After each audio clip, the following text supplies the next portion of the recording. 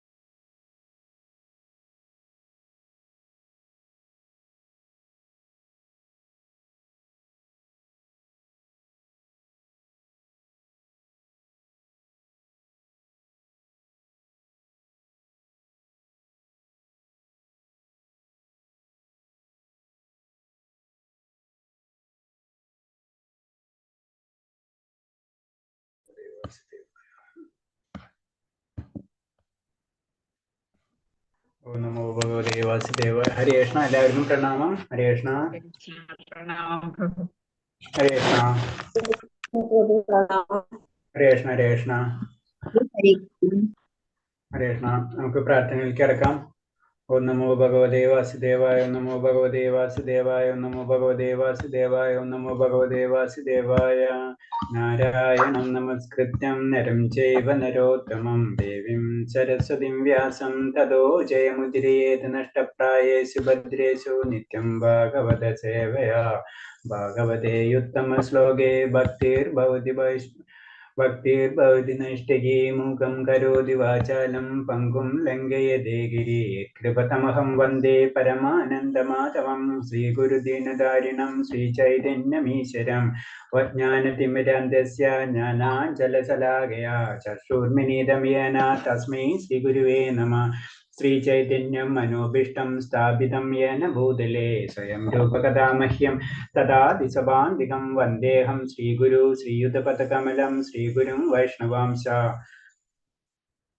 ശ്രീരൂപം സാഗരജാതം സഹന രഘുനാഥാനിധം തം സജീവം സാദേവം സാവധൂതം പരിജനസഹിതം കൃഷ്ണചൈതന്യദേവം ശ്രീരാധാകൃഷ്ണപാദാൻ സഹന ലളിതാ ശ്രീവിശാഖാനിം താം ചാഹേ കൃഷ്ണാ കരുണാ സിന്ധു ദീനബന്ധോ ജഗത്പദേ ഗോപേശ ഗോപികാന്ത രാധാകാന്ത നമസ്തുതേ തപ്തകാഞ്ചന ഗൗരാംഗേ രാധേ വൃന്ദാവനേശ്വരി വൃഷഭാനുസുതേ ദേവി പ്രണമാമി ഹരിപ്രിയേ വാഞ്ചാകൽപതരൂപേച്ഛ കൃപാ സിന്ധിഭ്യേവ ച പതിനാം ഭാവനേഭ്യോ വൈഷ്ണവേഭ്യോ നമോ നമഃ. നമോ വിഷ്ണുപാദായ കൃഷ്ണപ്രഷ്ഠായ ഭൂതലേ ശ്രീമതേ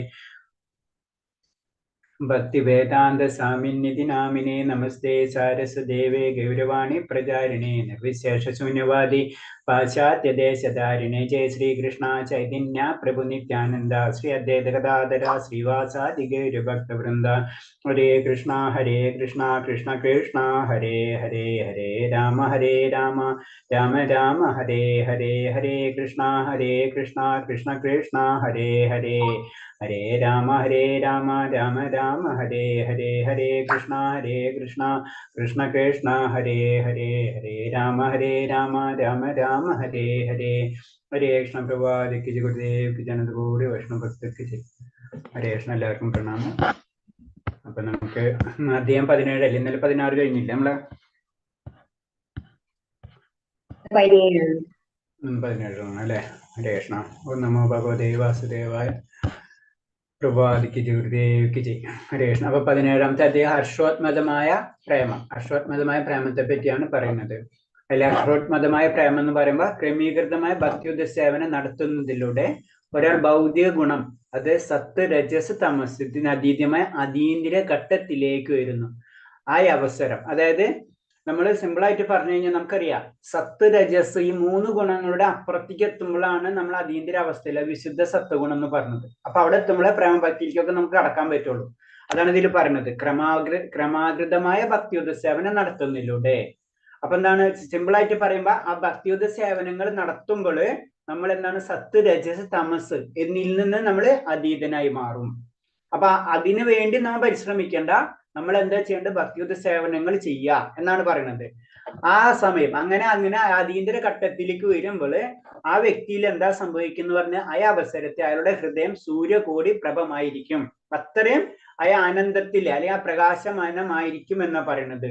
ലോകങ്ങൾക്കെല്ലാം ഉപരിയാണ് സൂര്യന്റെ നില. അതിനെ ഏതെങ്കിലും തരത്തിലുള്ള മേഘത്തിന് അതിനെ മൂടാൻ സാധ്യമല്ല. അതുപോലെ ഭക്തൻ സൂര്യന് പോലും തുല്യം പവിത്രീകരിക്കപ്പെടുമ്പോൾ അയാളുടെ ഹൃദയത്തിൽ നിന്ന് ഹർഷോത്മതമായ പ്രേമത്തിന്റെ പ്രസരണം ഉണ്ടാകും. ആ അവസ്ഥയിലെത്താം. അപ്പൊ ചുരുക്കി വളരെ സിമ്പിൾ ആയിട്ട് പറഞ്ഞാൽ നമ്മളെ പരിശുദ്ധിയാണ് നമുക്ക് ഏറ്റവും ആവശ്യമായിട്ട് വേണ്ടത്. ആ പരിശുദ്ധീകരിച്ചു കഴിഞ്ഞാൽ തീർച്ചയായിട്ടും നമ്മൾ എന്താണ് ഭഗവാന്റെ ഹർഷോത്മതമായ പ്രേമത്തിന്റെ പ്രസരണം അല്ലെ ഹർഷോത്മതമായ പ്രേമത്തിലേക്ക് നമ്മൾ കടക്കും എന്ന് പറയുന്നത്. അപ്പൊ എന്താണ് നമ്മൾ ചെയ്യുന്നത് എല്ലാ കാര്യങ്ങളും വളരെ സിമ്പിൾ ആയിട്ട് ചിന്തിച്ചു കഴിഞ്ഞാൽ നമ്മൾ എന്താ പരിശുദ്ധീകരണമാണ്. അപ്പൊ സൂര്യന്റെ പ്രത്യേകത അറിയാലേ, എല്ലാ അശുദ്ധ വസ്തുക്കളൊക്കെ അത് ശുദ്ധീകരിക്കാല്ലേ, പവർ, അഗ്നിയുടെ പവറാണ് എന്നത് പറഞ്ഞ പോലെയാണ് നമ്മുടെ ഈ പവിത്രീകരണ പ്രക്രിയകൾ. പവിത്രീകരിച്ചു കഴിഞ്ഞാൽ തീർച്ചയായിട്ടും നമ്മൾ ഹർഷോത്മകമായ പ്രേമത്തിന്റെ പ്രസരണം. അപ്പൊ എന്താണ് പരിശുദ്ധീകരിക്കാന്ന് പറഞ്ഞാൽ എന്താണ് രജസ് തമോ, ഈ ഫസ്റ്റ് നമ്മൾ ആദ്യം തമോ, നമ്മൾ സാധാരണ രീതിയിൽ നമുക്ക് ഉണ്ടാവുന്ന ഗുണം എന്ന് പറഞ്ഞാൽ രജോ തമോ ഗുണം മിശ്രിതമായിരിക്കും സാധാരണ രീതിയിൽ. ചിലപ്പോൾ രജോ ഗുണം കൂടുതലായിരിക്കും, ചിലപ്പോൾ തമോ ഗുണം കൂടുതലായിരിക്കും. കുറച്ചും കൂടി ഉയരുമ്പോഴാണ് നമ്മൾ സാത്വികഗുണത്തിലേക്ക് വരാം അല്ലെ. അപ്പൊ സാത്വികഗുണത്തിൽ എത്തിയാലും പോരാ, സാത്വികഗുണത്തിന്റെ അടുത്ത ലെവലിലേക്ക് ഉയരുമ്പോഴാണ് ഈ അവസ്ഥ നമുക്ക് എത്താം. അതാണ് പറഞ്ഞത്. അതും സൂര്യപ്രകാശത്തെക്കാൾ മഹത്തരായിരിക്കും. അപ്പോൾ മാത്രമാണ് കൃഷ്ണനോട് മുഖമായ ആസക്തി പരിപൂർണമാകുന്നത്. കൃഷ്ണോന്മുഖമായ ആസക്തി പരിപൂർണമാകുന്നത് എപ്പോഴ് പരിശുദ്ധീകരണം പരിപൂർണമാവുമ്പോഴാണ് നമുക്ക് കൃഷ്ണനോടുള്ള ആസക്തി പരിപൂർണമാകുന്നത് എന്ന് പറഞ്ഞു. അപ്പൊ ചുരുക്കി പറഞ്ഞാൽ നമ്മളെ പരിപൂർണമായി പരിശുദ്ധീകരിക്കുമ്പോൾ മാത്രമേ ഭഗവാനുള്ള ആസക്തി നമുക്ക് വരുള്ളൂ. അതാണ് അതിന്റെ പ്രത്യേകത. അപ്പോൾ അതാണ് നമ്മൾ ശ്രദ്ധ, സാധുസംഘം, ഭജനക്രിയ എന്ന് പറഞ്ഞ ബേസിക് പ്രിൻസിപ്പിൾ. അപ്പോൾ പരോക്ഷമായ കൂടാതെ തന്നെ ഭക്തൻ ഹർഷോത്മകമായ പ്രേമത്തോടെ ഭഗവാൻ സേവിക്കാൻ ഉത്സുകരായിത്തീരുന്നു. ആ സമയത്ത് എത്തിക്കഴിഞ്ഞാൽ അതേവരെയാണ് നമുക്ക് ഈ സ്റ്റെപ്പുകൾ പല രീതിയിലുള്ള എല്ലാ ആവശ്യങ്ങളും വരുന്നത്. നമ്മൾ പറഞ്ഞ സാധനക്രമങ്ങളാണ്, വൈദിക വിദ്യ, ഏത് തന്നെയാണെങ്കിലും നമുക്ക് ആ ഘട്ടം കടക്കുന്നത് വരെയാണ്. ആ ഘട്ടത്തിൽ എത്തിക്കഴിഞ്ഞാൽ പിന്നെ ഓട്ടോമാറ്റിക് ആയിട്ട് ഭഗവാനോടുള്ള പ്രേമം വന്നിരിക്കും എന്നാ പറയുന്നത്. ഈ ഘട്ടത്തിൽ ഭക്തൻ ഉത്തമാധികാരിയുടെ അതായത് സമ്പൂർണ്ണ ഭക്തിയുടെ വിധാനത്തിലെത്തുന്നു. അപ്പൊ ഉത്തമാധികാരി എന്ന് പറയുമ്പോൾ എന്താണ്, അല്ലെങ്കിൽ ഉത്തമ ലെവലുള്ള ഭക്തൻ എന്ന് പറയുമ്പോൾ മുക്തി തലത്തിൽ, നമ്മളെ രീതിയിൽ മുക്തി എന്ന് പറഞ്ഞത് ഈ 3 ഗുണങ്ങളെയും അതിക്രമിച്ച വ്യക്തിയായിരിക്കും. അതാണ് പറഞ്ഞത്. അങ്ങനെ അറിഞ്ഞ വ്യക്തിയാണ് നമുക്ക് ഉത്തമാധികാരി എന്ന് പറയാൻ പറ്റുള്ളൂ. ആ സമയത്ത് ആളുടെ ഹൃദയത്തിൽ നിന്ന് ആ കംപ്ലീറ്റ് ഹൃദയം പരിശുദ്ധീകരിച്ചിട്ടുണ്ടാവും. ഈ ഭക്തൻ ഭൗതികമായ പ്രീതി വാത്സല്യത്തിന്റെ വിക്ഷോഭങ്ങളില്ല. രാധയുടെയും കൃഷ്ണനെ സേവിക്കുന്നതിൽ കഴിഞ്ഞ് മറ്റൊരു താല്പര്യവും അയാൾക്കില്ല. ആ അവസ്ഥയിൽ എത്തുമ്പോഴാണ് ഭഗവാനും രാധയും കൃഷ്ണനും അത് മാത്രം ചിന്തയുണ്ടാവുള്ളൂ. വേറെ ഒരു ചിന്തയും, ഭൗതികമായിട്ടുള്ള യാതൊരു ചിന്തയും അയാൾക്കിൽ ഉണ്ടാവില്ല എന്ന് പറയുന്നത്. പ്രഭാസ്വാമി നമുക്കറിയാം ഏറ്റവും കൂടുതൽ സമയം കീർത്തനങ്ങൾ, ഭക്തിപരമായിട്ടുള്ള കാര്യങ്ങൾക്കാണ് കൂടുതൽ ചെയ്യുന്നത്. അത് തന്നെ അതിന്റെ അർത്ഥം. കാരണം എന്താണ്, ആ ലെവലിലേക്ക് മുക്താത്മാക്കൾ എന്നുള്ള ലെവലിലേക്ക് എത്തിക്കഴിഞ്ഞാൽ, ഉത്തമാധികാരികൾക്ക് എത്തിക്കഴിഞ്ഞാൽ ഒരേ ഒരു ചിന്ത മാത്രമേ ഉണ്ടുള്ളൂ, ഭഗവാനെ, അതായത് ഭഗവാനെ രാധാറാണി എങ്ങനെ സേവിക്കാം, അതിന് എന്തൊക്കെ മാർഗങ്ങൾ. അത് ഭൗതികത്തിൽ നിന്ന് എടുക്കേണ്ടി വരും, ആത്മീയത്തിൽ നിന്ന് എടുക്കേണ്ടി വരും, ഏത് ലെവലിൽ നിന്ന് എടുക്കേണ്ടി വരും. അങ്ങനെ എടുത്ത് ഭഗവാനെ സേവിക്കുക. അതിന് മാത്രം ശരീരവും മനസ്സും ഒഴിഞ്ഞു വെക്കുന്ന അവസ്ഥയിൽ ആ വ്യക്തി എത്തിയിട്ടുണ്ടാവും. എന്ത് ചെയ്താൽ ഈ പരിശുദ്ധീകരണം പൂർത്തീകരിക്കാത്തവരെയും നമ്മൾ എന്താണ് ഭൗതികമായിട്ടുള്ള ആ പ്രശ്നങ്ങളിൽ കടന്ന് ഇങ്ങനെ വലയുന്നുണ്ടാവും. നിയമാക തത്വങ്ങളിലുള്ള ഭക്തി സേവനത്തിന്റെ കീഴിൽ 2 വിഭാഗങ്ങളുണ്ട്. അപ്പൊ നമുക്കറിയാം ഭക്തിയുത സേവനം എന്ന് പറയുമ്പോൾ എന്താണ്, ഉയർന്നു വരണം അല്ലെ. ഇപ്പൊ നിയമങ്ങള് നമ്മളെ ഭക്തിയിൽ ചില നിയമങ്ങളുണ്ട്. ആ നിയമങ്ങൾ അനുസരിച്ച് നമ്മൾ മുന്നിലേക്ക് വരികയാണ്. അതിനൊന്ന് പ്രവർത്തനപരം, ഒന്ന് കാര്യക്ഷമം, 2ആയിട്ട് തിരിച്ചിരിക്കുന്നത്. അതിൽ ഇതിൽ പ്രവർത്തനപരം എന്ന് പറയുന്നത്, ഇതിൽ കാര്യക്ഷമം അത് പ്രവർത്തനപരം എന്ന് പറയുന്നത് ഇപ്പൊ നാരദമുനിയുടെ കഥ. കാരണം എന്ന് വെച്ചാൽ സത്സംഗങ്ങളൊക്കെ വന്നു. അപ്പൊ അതിൽ കൂടെ നമ്മൾ എന്താണ് പല കാര്യങ്ങൾ പഠിച്ച് അതുപോലെ അത് പ്രവർത്തിക്കണം, അതേപോലെ പ്രവർത്തിച്ചു പോവാം. പിന്നെ കാര്യക്ഷമം, അത് കറക്റ്റായിട്ട് ആ റിസൾട്ടിലേക്ക് വരാം. അതാണ് കാര്യക്ഷമം കൊണ്ട് ഉദ്ദേശിക്കുന്നത്. കാര്യക്ഷമം എന്ന അംശത്തിന്റെ ഭാവം അഥവാ ഹർഷോത്മതം എന്ന് പറയുന്നു. ആ പരിശീലനത്തിൽ എത്തി നമ്മള്. അത് പരിശുദ്ധ അവസ്ഥയ്ക്ക് പരിശുദ്ധ അവസ്ഥയിലേക്ക് കടന്നു കഴിഞ്ഞാല് നമുക്ക് എന്ത് പറയാ? അതിന് ഹർഷോന്മാദം അല്ലെങ്കിൽ ഭാവം എന്ന് പറയാം. അതായത് നമ്മളിപ്പോ അത് ഭക്തിയുടെ 9 തലങ്ങളിൽ തന്നെ പറയുമ്പോൾ നമുക്ക് ആ ഭജനക്രിയ കഴിഞ്ഞിട്ട് അനർത്ഥ നിവർത്തി വരും. പിന്നെ നിഷ്ഠ, രുചി, ആസക്തി, ഭാവ എന്ന് വരുന്ന പോലെ മുകളിലേക്ക് ഉയർന്നു കഴിഞ്ഞു. ഏത്? നമ്മൾ നിയമാക തത്വങ്ങളിലൂടെ ഭക്തി സ്ഥാപനങ്ങൾ ചെയ്തു കഴിഞ്ഞ് നമ്മൾ ഒരു ലെവലിൽ എത്തിക്കഴിഞ്ഞു കഴിഞ്ഞാൽ നമ്മൾ ഭാവഭക്തിയിലേക്ക് അല്ലെങ്കിൽ പ്രേമഭക്തിയിലേക്ക് നമ്മൾ എത്തും. അപ്പൊ വിശുദ്ധ പ്രേമത്തിന്റെ ആദ്യമ ലക്ഷണമാണ് ഹർഷോന്മാദം, അല്ലെങ്കിൽ നമ്മൾ പറഞ്ഞ ഭാവ അവസ്ഥ. നമ്മൾ അത് പറയുന്നുണ്ടല്ലോ, ഭാവം കഴിഞ്ഞിട്ടാണ് പ്രേമം വരുന്നത്. ആ അവസ്ഥയിലേക്ക് നമ്മൾ എവിടെ എത്തും? ആ ഘട്ടത്തിൽ കരയുകയും വിറകൊള്ളുകയും ചെയ്യുമത്രേ. ഇപ്പോൾ ഈ ലക്ഷണങ്ങൾ പ്രകടമാകണമെന്നില്ല, കൂടെ എപ്പോഴും ഈ ലക്ഷണങ്ങൾ പ്രകടമാകണമെന്നില്ല, കൂടെ ഉണ്ടാകാം. അപ്പൊ ഇതിൽ എന്താ പറയണെന്ന് വെച്ച് കഴിഞ്ഞാല് ഇങ്ങനത്തെ ഒരു അവസ്ഥയിൽ എത്തുമ്പോൾ, ഹർഷോന്മാദം എന്നൊരു അവസ്ഥയിൽ ഉണ്ടാവുമ്പോൾ ആ വ്യക്തിക്ക് ഉണ്ടാവുന്ന പ്രത്യേകതകളാണ് പറഞ്ഞത്. ആ വ്യക്തി ചില സമയത്ത് കരയും, ചിലപ്പോൾ വിറകൊള്ളും, ഇങ്ങനെയുള്ള അവസ്ഥയിലേക്ക് എത്തും. അത് എപ്പോഴും ഉണ്ടാവണമെന്നില്ല. നമുക്കറിയാം ഭഗവാന്റെ നമുക്ക് ചിലപ്പോൾ വളരെ അപൂർവമായിട്ട് നമുക്ക് അങ്ങനെ അനുഭവങ്ങളൊക്കെ ഉണ്ടാവും അല്ലെ? ഭഗവാനെ കാണുമ്പോൾ കരച്ചിലും ഇതൊക്കെ വരും നമുക്ക് അല്ലെ? അപ്പൊ അതിന് പറഞ്ഞത് അത് എപ്പോഴും ഉണ്ടാവണമെന്നില്ല. നമ്മൾ ആ ലെവലിൽ എല്ലാം പറയുന്നത് ജനറൽ ആയിട്ട് പറഞ്ഞ ഹർഷോന്മാദം എന്ന ലെവലിൽ എത്തുമ്പോൾ നമുക്ക് ഇതൊക്കെ ഉണ്ടാവാം എന്ന് പറഞ്ഞു. എപ്പോഴും ഈ ലക്ഷണങ്ങൾ പ്രകടമാക്കണമെന്നില്ല, എപ്പോഴും അത് പ്രകടനം, പക്ഷെ ഇത് ഉണ്ടാവാം എന്നാ പറയുന്നത്. ഇപ്പൊ ഇതിന്റെയൊക്കെ ലക്ഷണങ്ങളാണ് പറഞ്ഞു തരുന്നത്. ദുർവശാവ് അംബരീഷ മഹാരാജ. ഒരു സെക്കൻഡ്.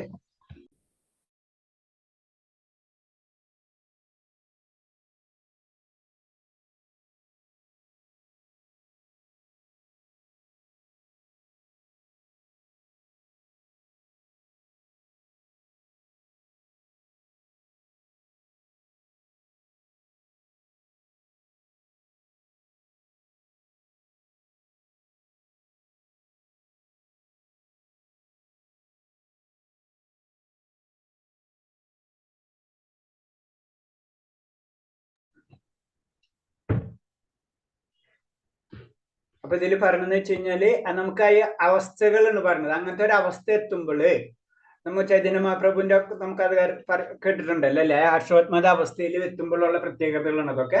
ദുർവശാവ് അംബരീഷ മഹാരാജാവിനെ കഷ്ടപ്പെടുത്തിയപ്പോൾ അംബരീഷൻ കൃഷ്ണന്റെ പാദകമലങ്ങളെ ധ്യാനിച്ചു. ആ അവസരത്തിൽ അദ്ദേഹത്തിന്റെ ശരീരത്തിന് ചില മാറ്റങ്ങൾ അനുഭവപ്പെട്ടു. കണ്ണീർ ധാരധാരയായി ഒഴുകി. ഈ ലക്ഷണങ്ങളെല്ലാം ഹർഷോന്മാദത്തിന്റെ പ്രവർത്തനങ്ങളാണ്. അപ്പൊ അങ്ങനെ വരുന്ന പറഞ്ഞു നമ്മള് ആ അവസ്ഥയിൽ എത്തുമ്പോൾ നമ്മളെ കണ്ണീരിൽ നിന്ന് കണ്ണീര് വരുന്നു. അപ്പൊ അതിന് ഉദാഹരണം പറഞ്ഞിരിക്കുകയാണ് ആരെ പറ്റി? അംബരീഷ മഹാരാജാവ്. അംബരീഷ മഹാരാജാവിനെ ആര് ഉപദ്രവിച്ചപ്പോ? ദുർവാസാവ് ഉപദ്രവിച്ചപ്പോ ഭഗവാനെ ധ്യാനിച്ചുകൊണ്ടിരിക്കുകയാണ്. അപ്പൊ ഭഗവാനെ ധ്യാനിക്കുന്ന സമയത്ത് അംബരീഷ മഹാരാജാവിനുണ്ടായ ലക്ഷണങ്ങളാണ് ഇതെല്ലാം പറയുന്നത്. ശരീരം വിറകൊള്ളുക, കണ്ണീർ പൊഴിക്കുക എന്നിവയിലൂടെ അവ ദൃശ്യമാണ്. ഹർഷോന്മാദത്തിന്റെ ഈ ബഹിർപ്രകടനത്തിന് ശേഷം അവ മനസ്സിൽ തങ്ങി നിൽക്കുന്നു. ഹർഷോന്മാദത്തിന്റെ ഈ നൈരന്തര്യത്തിനാണ് സമാധി എന്ന് പറയുന്നത്. ഗുണോനുഭോഗത്തിന്റെ ഈ ഘട്ടമാണ് പിൻകാലത്ത് കൃഷ്ണനുമായുള്ള പ്രേമകരമായ ഇടപാടുകൾക്ക് കാരണമായി ഭവിക്കുന്നത്. അപ്പൊ അവിടുന്ന് ഹർഷോന്മാദത്തിന്റെ അവസാന പൊസിഷൻ, സമാധി പൊസിഷനിലേക്ക് എത്തും. അവിടെ നിന്നാണ് ആ സമാധി എന്ന് പറഞ്ഞാൽ തന്നെ ഇൻഡയറക്റ്റ് ആയിട്ട് പറഞ്ഞു ഇത്രയുള്ളൂ. ഇതിൽ തന്നെ പല ഘട്ടങ്ങളുണ്ട്. അങ്ങനെ ആ സമാധി ഘട്ടത്തിലെത്തും. ആ സമാധി ഘട്ടത്തിലെത്തും. ഹർഷോന്മാദിൽ തന്നെ നമുക്ക് കണ്ണീരും കാഴ്ചകളും അതൊക്കെ വരും. പിന്നെ ആ സമാധി അവസ്ഥയിലെത്തും. അങ്ങനെ സമാധി അവസ്ഥയിൽ എത്തുമ്പോഴാണ് അങ്ങനെ എത്തി അതാണ് പിന്നീട് എന്തായിട്ട് മാറുന്നത്? ഭഗവാനായിട്ടുള്ള പ്രേമപരമായിട്ടുള്ള ഇടപാടുകൾക്ക് കാരണമാക്കുന്നത്. അത് ചൈതന്യ മഹാപ്രഭു പറഞ്ഞത്, നമുക്ക് ഭഗവാനോട് ഭക്തി ഉണ്ടാവണമെങ്കിൽ നമ്മ കൊടുക്കേണ്ട വില എന്ന് പറഞ്ഞത് നമ്മളെ കണ്ണീരാണെന്ന് പറയുന്നത്. അപ്പൊ അവിടെ നിന്നാണ് പിന്നെ പ്രേമത്തിന്റെ പരിപൂർണ അവസ്ഥയിലേക്ക് കൈമാറ്റങ്ങൾ, ഇടപാടുകൾ നടക്കുന്നത് അവിടെ നിന്ന് അപ്പുറത്തേക്കാണ്, അതിന്റെ അപ്പുറത്തേക്കാണ് എന്നാ പറയുന്നത്.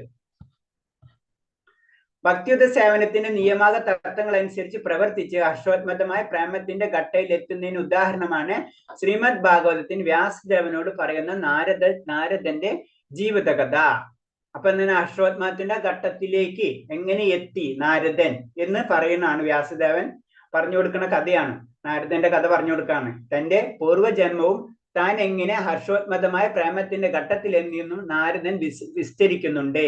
വലിയ ഭക്തന്മാരെ സേവിക്കുന്നതിൽ നിരതനായിരിക്കുന്ന അദ്ദേഹം അവരുടെ പ്രവചനങ്ങളും ഗീതങ്ങളും കേൾക്കുന്നതിൽ ഉത്സാഹം കാണിച്ചു. അപ്പൊ ഇതിന് പ്രവർത്തനം എന്ന് പറയുന്നത്, കാരണം നമ്മളിങ്ങനെ പ്രവർത്തിച്ചു കൊണ്ടിരിക്കണം. കാരണം എന്താ ചെയ്തത്, അദ്ദേഹം എന്താ ചെയ്തത്, നാരദൻ എന്താ ചെയ്തത്, വലിയ ഭക്തന്മാരെ സേവിക്കുക, അവരിൽ നിന്ന് പ്രവചനങ്ങളും ഗീതങ്ങളൊക്കെ കേൾക്കുക, അങ്ങനെ ഉത്സാഹം കാണിച്ച് അപ്പോഴെന്താണ് അശ്വത്ഥമായ പ്രേമത്തിലേക്ക് ആ വ്യക്തി, അതായത് നാരദന് എത്താൻ കഴിഞ്ഞു. ഇത് നാരദൻ ആരോട് പറഞ്ഞു കൊടുക്കണം, വ്യാസദേവനോട് പറയുന്നുണ്ട്. ഭക്തിയുത സേവനത്തിന്റെ നിയമക തത്വങ്ങൾ അനുസരിച്ച് പ്രവർത്തിച്ച് അശ്വത്ഥമായ പ്രേമത്തിന്റെ ഘട്ടത്തിൽ എത്തുന്നതിന് ഉദാഹരണമാണ് ഇത് പറഞ്ഞു തന്നെയാണല്ലോ.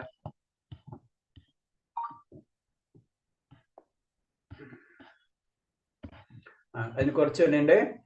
കേൾക്കുന്ന ഉത്സാഹം, ഭക്തന്മാരുടെ മുഖത്ത് നിന്ന് ഭഗവാൻ ലീലാവിലാസങ്ങളെ കുറിച്ച് അറിയാനും പാടി കേൾക്കാനും അവസരം ലഭിച്ചതിനാൽ ക്രമേണ അദ്ദേഹത്തിന് ആന്തരികമായി കൃഷ്ണന്റെ നേരെ അശ്വത്ഥമായ പ്രേമം വികസിച്ചു വന്നു. അതാണ് ആ പ്രവർത്തനം കൊണ്ട് ഉദ്ദേശിക്കുന്നത്. അങ്ങനെ കേട്ട് നമ്മള് ഭക്തന്മാരൊക്കെ കേൾക്കുക, അവരൊക്കെ ഭഗവാന്റെ ലീലകൾ കേൾക്കുക, അങ്ങനെ അങ്ങനെ പതുക്കെ അശ്വത്ഥമായ പ്രേമത്തിലേക്ക് വികസിച്ചു വന്നു എന്ന് പറയുന്നത്. അശ്വത്ഥമായ ഈ പ്രേമം കൃഷ്ണോന്മുഖമായ വിശുദ്ധ പ്രേമത്തിന് മുമ്പാണ് ഉണ്ടാകുന്നത്. അതാണ് നമ്മൾ ആദ്യം പറഞ്ഞത്. കാരണം എന്താ വെച്ച് കഴിഞ്ഞാൽ ഇത് എന്ന് പറഞ്ഞത് അടുത്തേക്ക് ഒരു സ്റ്റെപ്പാണ്. അത് പ്രേമത്തിലേക്ക് കടക്കുന്നതിന് മുന്നുള്ള ഒരു അവസ്ഥയാണ്. അത് പ്രേമത്തിന്റെ കൈമാറ്റങ്ങൾ നടത്തുന്നതിന് മുന്നുള്ള ഒരു അവസ്ഥയാണിത്. അതാണ് അശ്വത്ഥമായ ഈ പ്രേമം കൃഷ്ണോന്മുഖമായ വിശുദ്ധ പ്രേമത്തിന് മുമ്പാണ് ഉണ്ടാവുന്നത്. നമ്മളത് പറയുന്നുണ്ടല്ലോ, ഭക്തിയുടെ 9 തലങ്ങളിൽ ഭാവഭക്തിയായിട്ട് നമുക്ക് ഇതിന് ഉപമിക്കാം. അപ്പൊ ഭാവഭക്തി കഴിഞ്ഞിട്ടാണ് ശരിക്കും പ്രേമഭക്തി വരുന്നത്, പ്രേമത്തിലേക്ക് കടക്കുന്നത്. ആദ്യം വർഷകാലത്ത് മഹർഷിമാരുടെ സമ്പർക്കത്തിൽ എന്റെ ദിവസങ്ങൾ കടന്നുപോയി. അത് നാരദമുനി ഓരോരോ കഥകൾ പറയാ. എന്നും രാവിലെ അവർ പാടുന്നതും ഹരേ കൃഷ്ണ മന്ത്രം ജപിക്കുന്നതും ഞാൻ കേട്ടിരുന്നു. അങ്ങനെ എന്റെ ഹൃദയം പവിത്രീകരിക്കപ്പെട്ടു. പവിത്രീകരിച്ചതിന് ശേഷം അടുത്ത സ്റ്റെപ്പിലേക്ക് കയറുള്ളൂ. തികഞ്ഞ ശ്രദ്ധയോടെ അവ കേട്ടു തുടങ്ങിയപ്പോൾ ഭൗതികമായ അജ്ഞതയും ആ കാമവികാരത്തിന്റെ സ്വാധീനവും അപ്രത്യക്ഷമായി. അപ്പൊ എന്താണ്, അതാണ് നമ്മൾ ആദ്യം തന്നെ പറയുന്നത് കീർത്തിക്ക, അത് ഭഗവാന്റെ ശ്രവണ പറയുന്നത് അതാണ്. അപ്പൊ ഭഗവാന്റെ കാര്യങ്ങൾ കേൾക്കുന്നതിലൂടെ നമുക്ക് ഉണ്ടാവുന്ന വ്യത്യാസങ്ങളാണ് നമ്മൾ എന്നാൽ ഭൗതികമായ അജ്ഞത, കാമവികാരം, ഇതൊക്കെ പതുക്കെ നമ്മളൊക്കെ ഒക്കെ മാറിക്കൊണ്ട്, അതായത് ഇൻഡയറക്റ്റ് ഭൗതികമായിട്ടുള്ള കാര്യങ്ങൾ പതുക്കെ കുറഞ്ഞു വരും. നമ്മൾ ആത്മീയമായിട്ട് കൂടി വരും. അതാണ് അതിന്റെ പ്രത്യേകത. അപ്പൊ അത് നമ്മൾ ചെയ്യണം. ഇതൊക്കെ പറയുന്നതിന്റെ ബേസിക് കാര്യം ഇതാണ്. അതിന്റെ ഫലമായി ഭഗവാൻ ഭക്തിയുത സേവനം നടത്തുന്നതിന് എന്റെ മനസ്സ് ഉറക്കുകയും ചെയ്തു. അപ്പൊ ഇങ്ങനെ ചെയ്തു ഭഗവാന്റെ കീർത്തനങ്ങൾ കേൾക്കുന്നതിലൂടെ ആയ സജ്ജന സമ്പർക്കം, അതായത് സാധു സമ്പർക്കം, അവരിൽ നിന്ന് ഭഗവാന്റെ കാര്യങ്ങൾ കേൾക്കുന്നതിലൂടെ എന്റെ ഭൗതികമായിട്ടുള്ള സ്വാധീനം കുറയുകയും കൂടാതെ ഭക്തിയുത സേവനത്തിൽ നടത്തുന്നതിൽ മനസ്സുറക്കുകയും ചെയ്യുന്നു. അപ്പൊ വളരെ സിമ്പിൾ ആയിട്ട് പറഞ്ഞു കഴിഞ്ഞാൽ ഭക്തി കൂടുമ്പോൾ ഭൗതികത കുറയും. അപ്പൊ അതാണ് അതിന്റെ പ്രത്യേകത. പിന്നെ എന്താണ്, ഭക്തി വീണ്ടും ഉയർന്നു പോവുകയും ചെയ്യും. കാരണം ഇത് ഭക്തി കൂടുമ്പോ ഭൗതികത കുറയും. അപ്പൊ എന്താണ്, ഭക്തി ഒന്നുകൂടെ കൂടും. അപ്പൊ ഭൗതിക വീണ്ടും കുറയും. അപ്പൊ എന്താണ്, ഇതിന്റെ സ്പീഡ് ഭയങ്കര കൂടുതലായിരിക്കും. അതാണ് പ്രത്യേകത. നമ്മൾ ഒരു ലിമിറ്റ് അതായത് ആദ്യം വളരെ ബുദ്ധിമുട്ടായിരിക്കും ഭൗതികത ടച്ച് വിടാൻ കഴിയാൻ. പിന്നെ ഭൗതികത വിട്ട് തുടങ്ങിക്കഴിഞ്ഞാൽ ഭക്തിയുടെ സ്പീഡ് ഭയങ്കരമായിരിക്കും എന്നാ പറയുന്നത്, ജനറൽ ആയിട്ട് പറയുമ്പോ. കാരണം ഇത് കുറച്ച് താന്ന് കഴിഞ്ഞാൽ ഇത് 10 കൂടും. ഇതപ്പം എന്താണ്, അത് 10 കൂടിക്കഴിഞ്ഞാൽ ഇത് 100. അപ്പൊ ഇതിന്റെ സ്പീഡ് ഭയങ്കരമായിരിക്കും. അതായത് ഒരു ലിമിറ്റ് കഴിഞ്ഞു കഴിഞ്ഞാൽ ഭക്തിയുടെ സ്പീഡ് കൂടും, ചുരുക്കി പറഞ്ഞു കഴിഞ്ഞാൽ. അതാണ് പറഞ്ഞത്. 2 കാര്യം കൂടെ പറയുന്നതാണ്. അതായത് നമ്മളെ ഭൗതികമായിട്ടുള്ള ആസക്തി കുറയുകയും ചെയ്യും, ഭക്തി കൂടുകയും ചെയ്യും. അപ്പൊ എന്താണ്, ഭക്തി കൂടിയ വ്യക്തിക്ക് വീണ്ടും കൂടും. അതാണ് പറഞ്ഞത്. നമ്മൾ ഒരു ലിമിറ്റ് വരെയുള്ള നമുക്ക് പ്രോബ്ലം, ഭൗതികയുടെ പ്രോബ്ലം വരുന്നതാണ്. അപ്പൊ അത് വിട്ട് കഴിഞ്ഞാൽ പിന്നെ വളരെ സ്പീഡിലായിരിക്കും ഭക്തി പോവാന്നാ പറയുന്നത്. സജ്ജന സമ്പർക്കം കൊണ്ട് ഹർഷോത്മതമായ പ്രേമം വളർത്തിയെടുക്കുന്നതിന്റെ പ്രായോഗിക മാതൃകളാണിത്. അപ്പോൾ കാലത്തും വൈകിട്ടും ഹരേ കൃഷ്ണ മന്ത്രം ജപിക്കുന്ന നിരതരായിട്ടുള്ള ഭക്തന്മാരുടെ സമ്പർക്കം അനിവാര്യമായി വന്നു. അതുവഴി ഹൃദയം ശുദ്ധീകരിക്കാൻ കൃഷ്ണാഭിമുഖമായ ഹർഷോത്മത പ്രേമം വളർത്താനും അവസരം ലഭിക്കുന്നു. അപ്പൊ അതിന്റെ ഒരു കാര്യം ഒന്നും കൂടെ പറഞ്ഞു തരികയാണ്. അത് പറഞ്ഞ പോലെ സാധു, അതുപോലെ തന്നെ ഗുരു എന്നൊക്കെയുള്ള സമ്പർക്കം നമുക്ക് വളരെയധികം അത്യാവശ്യമാണ് എന്ന് പറഞ്ഞു തരാണ് നമുക്ക്. ഭക്തി പ്രക്രിയ ഒന്നും തന്നെ ഇല്ലാതെ പെട്ടെന്ന് ഭഗവാൻ കൃഷ്ണൻ ഭക്തി വികസിക്കുന്നതായി കണ്ടിട്ടുണ്ട്. ഭക്തി പ്രക്രിയ ഒന്നും ചെയ്യാണ്ട് പെട്ടെന്ന് ഭഗവാനിൽ ഭക്തി വികസിക്കുന്നതായി കണ്ടിട്ടുണ്ട്. ഇത് കൃഷ്ണന്റെ ഭക്തന്റെയോ സവിശേഷ കാരുണ്യത്തിന്റെ ഫലമാണെന്ന് മനസ്സിലാക്കാം. ഈ വളരെ നഹൈതി ഭക്തിയെ 3 ആയി തരംതിരിക്കാം. അപ്പൊ ഇത് പറയണെന്ന് വെച്ച് കഴിഞ്ഞാല് ഇത് എല്ലാവർക്കും കിട്ടണമെന്നില്ല. ഞാൻ ഭക്തി ചെയ്തില്ല എനിക്ക് ഭഗവാൻ അനുഗ്രഹിക്കുന്നു പറഞ്ഞിരുന്നു കഴിഞ്ഞാൽ നമുക്ക് എവിടെയും കിട്ടണമെന്നില്ല. ഇത് അപൂർവം സംഭവിക്കുന്ന കാര്യങ്ങളാണ്. ഇപ്പൊ നമുക്കറിയാം ചില കോളേജിൽ ഓണർ ഡിഗ്രി ഒക്കെ കൊടുക്കും അല്ലെ എന്ന് പറഞ്ഞ പോലെ തന്നെ കാര്യമാണ്.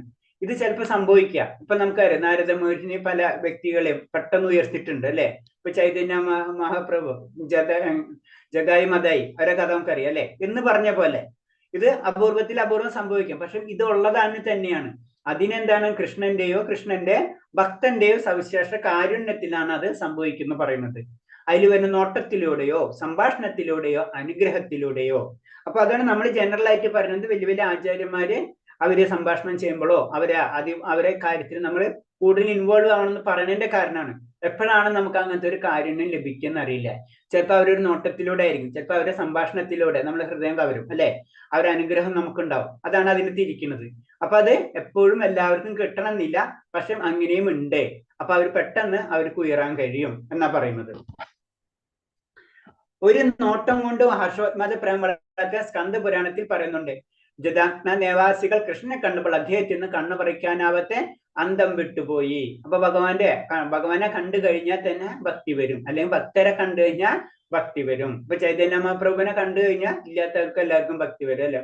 അപ്പൊ അത് അവർക്കുള്ള പവറാണത്. അവർക്കൊരു പ്രത്യേക പവർ എത്തിയിട്ടുണ്ട്. അപ്പൊ സപ്പോസ് നമ്മളിപ്പോ ഹരേഷ്ണ അപ്പൊ പറഞ്ഞു വരുന്ന വെച്ച് കഴിഞ്ഞാൽ ഓരോരുത്തർക്കും ഒരു പവർ ഉണ്ട്. വെറും സംഭാഷണം കൊണ്ട് മാത്രം ഹർഷോത്മതമായ പ്രേമം വളരുന്നതിനെ കുറിച്ച് നാരദീയ പുരാണം പറയുന്നു. ഒരു നോട്ടത്തിന്റെ ഉദാഹരണം അത് പറഞ്ഞത് ഏത് സ്കന്ദ പുരാണത്തിൽ പറയുന്നത് അല്ലെ. സ്കന്ദ പുരാണത്തിൽ ഒരു നോട്ടം കൊണ്ട് തന്നെ, ഭഗവാന്റെ ഒരു നോട്ടം കൊണ്ട് തന്നെ, അല്ലെങ്കിൽ ഭഗവാനെ കണ്ടതുകൊണ്ട് മാത്രം അവരെന്താണ് ഭക്തിയിലേക്ക് ആകൃഷ്ടരായി, അല്ലെങ്കിൽ ഭഗവാനിലേക്ക് ആകൃഷ്ടരായി. അത് സ്കന്ദ പുരാണത്തില്. പിന്നെ സംസാരത്തിന്റെ കാര്യം പറഞ്ഞു. സംസാരം കൊണ്ട് മാത്രം ഹർഷോത്മതമായ പ്രേമം വളർന്നതിനെ കുറിച്ച് നാരദീയ പുരാണം പറയുന്നു. നാരദീയ പുരാണം ഇപ്പൊ എത്ര പുരാണങ്ങളെന്ന്, സ്കന്ധം, നാരദീയം, ഭവിഷ്യം, എത്ര പുരാണങ്ങളാണ് റെഫർ ചെയ്ത് പോകണമെന്ന് ശ്രദ്ധിച്ചാൽ അറിയാം നമുക്ക്. കൃഷ്ണൻ നാരദനോട് പറഞ്ഞു, ബ്രഹ്മണോത്തമ അതീന്ദ്രമായ പരമാനന്ദം നിറഞ്ഞതും സർവമംഗളവുമായ കളർപ്പില്ല ഭക്തിയുദ്ധം വളരെ ഞാൻ അങ്ങയെ അനുഗ്രഹിക്കുന്നു. കൃഷ്ണൻ നാരദനോട് പറയാണ്.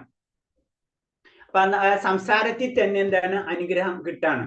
ഹൃദയപൂർവമായ ആശംസയുടെ കഥ സുഖദേഹ സംഹിതയിലുണ്ട്. സുഖദേഹ സംഹിത അത് ആശംസകൾ നേരാണ്. നാരദൻ വ്യാസദേവനോട് പറയുന്നു, ഭഗവാന്റെ പരംഭക്തനായ ഒരു പുത്രൻ അങ്ങേക്കുണ്ട്. ഭക്തി സേവനത്തിന് നിയമതത്വങ്ങളൊന്നും അനുസരിക്കാത്ത അനവധി ജന്മങ്ങൾ ഭക്തി സേവനം കൈവരിക്കുന്ന നേട്ടങ്ങൾ ലക്ഷണമായിക്കൊണ്ട് അദ്ദേഹം സമ്പന്നനായി എന്ന് ഞാൻ കാണുന്നു. അപ്പൊ എന്താണ് ഒരു പുത്രൻ ആരോട് പറഞ്ഞ? നാരദൻ വ്യാസദേവനോട് പറയാണ്. അപ്പൊ എന്താണ് നമുക്ക് സുഖദേവ ഗോസ്വാമിനെ പറ്റി പറയാണ് അല്ലെ. അപ്പൊ അതാണ് അത്രയും മുക്താത്മാക്കളാണ് സുഖദേവ ഗോസ്വാമിയുടെ കഥ. അതാണ് അതിനെ പറ്റി അത് പറയുന്നത്. അതൊക്കെയെന്ന് പറഞ്ഞത് കാരുണ്യാണ്. കാരുണ്യം കൊണ്ടാണ് അങ്ങനെയൊക്കെ സംഭവിക്കുള്ളൂ. പിന്നെ അതേപോലത്തെ നാരദമുനിയുടെ കാരുണ്യം. നാരദൻ യുധിഷ്ഠിരനോട് പറയുന്ന ഭാഗം കൃഷ്ണോത്മുഖമായ ഹർഷോത്മത പ്രേമത്തെ പരാമർശിക്കുന്നു. ഇനി അത് കഴിഞ്ഞു, ആ 3 സബ്ജക്ട് കഴിഞ്ഞു. കാരുണ്യം, അതുപോലെ തന്നെ അനുഗ്രഹം, അതുപോലെ തന്നെ സംഭാഷണം, അത് കഴിഞ്ഞു. ഇനി ജനറൽ ആയിട്ട് വീണ്ടും കാര്യത്തിലേക്ക് വരികയാണ്. നാരദമുനിയുടെ കാരുണ്യം. നാരദമുനി യുധിഷ്ഠിരനോട് പറയുന്ന ഭാഗം കൃഷ്ണോത്മുഖമായ ഹർഷോത്മത പ്രേമത്തെ പരാമർശിക്കുന്നു. രാജൻ, പ്രഹ്ലാദന്റെ സ്വഭാവം വർണ്ണിക്കുക പ്രയാസമാണ്. അദ്ദേഹത്തിന് കൃഷ്ണോത്മകമായ സ്വാഭാവിക ആകർഷണം വളർന്നിരിക്കുന്നു. അദ്ദേഹത്തിന്റെ സ്വഭാവത്തെ കുറിച്ച് ഞാൻ എന്ത് തന്നെ പറഞ്ഞാലും അത് പദങ്ങളുള്ള ക്രമീകരണം മാത്രമേ ആകുന്നുള്ളൂ. യഥാർത്ഥ സ്വഭാവം വർണ്ണിക്കാൻ സാധ്യമല്ല. പ്രഹ്ലാദന്റെ ഹർഷോത്മത പ്രേമം കൃഷ്ണന്റെ കാരുണ്യം ഉണ്ടായിരുന്നാണ് നാരദൻ സമ്മതിക്കുന്നത് എന്നാണ് എൻ്റെ അർത്ഥം. സോറി, അപ്പൊ അതും കൂടെ കാരുണ്യത്തിൽ ഇതും കൂടെ വരുന്നുണ്ട്. അതാണ് യുധിഷ്ഠിരനോട് പറയുന്ന കാര്യം. അപ്പൊ അതിൽ എന്താണ് പ്രത്യേകിച്ച് ആരോട്? പ്രഹ്ലാദ് മഹാരാജാവിനോടുള്ള പ്രഹ്ലാദ് മഹാരാജിന്റെ ഭക്തിനെ പറ്റി വർണ്ണിക്കുകയാണ്. നാരദൻ വർണ്ണിക്കുകയാണ്. ആരോട് പറഞ്ഞു കൊടുക്കാണ്? യുധിഷ്ഠിരനോട് പറഞ്ഞു കൊടുക്കണം. അതാണ് പറഞ്ഞ കാരുണ്യത്തെ പറ്റി വീണ്ടും പറയുന്നത്.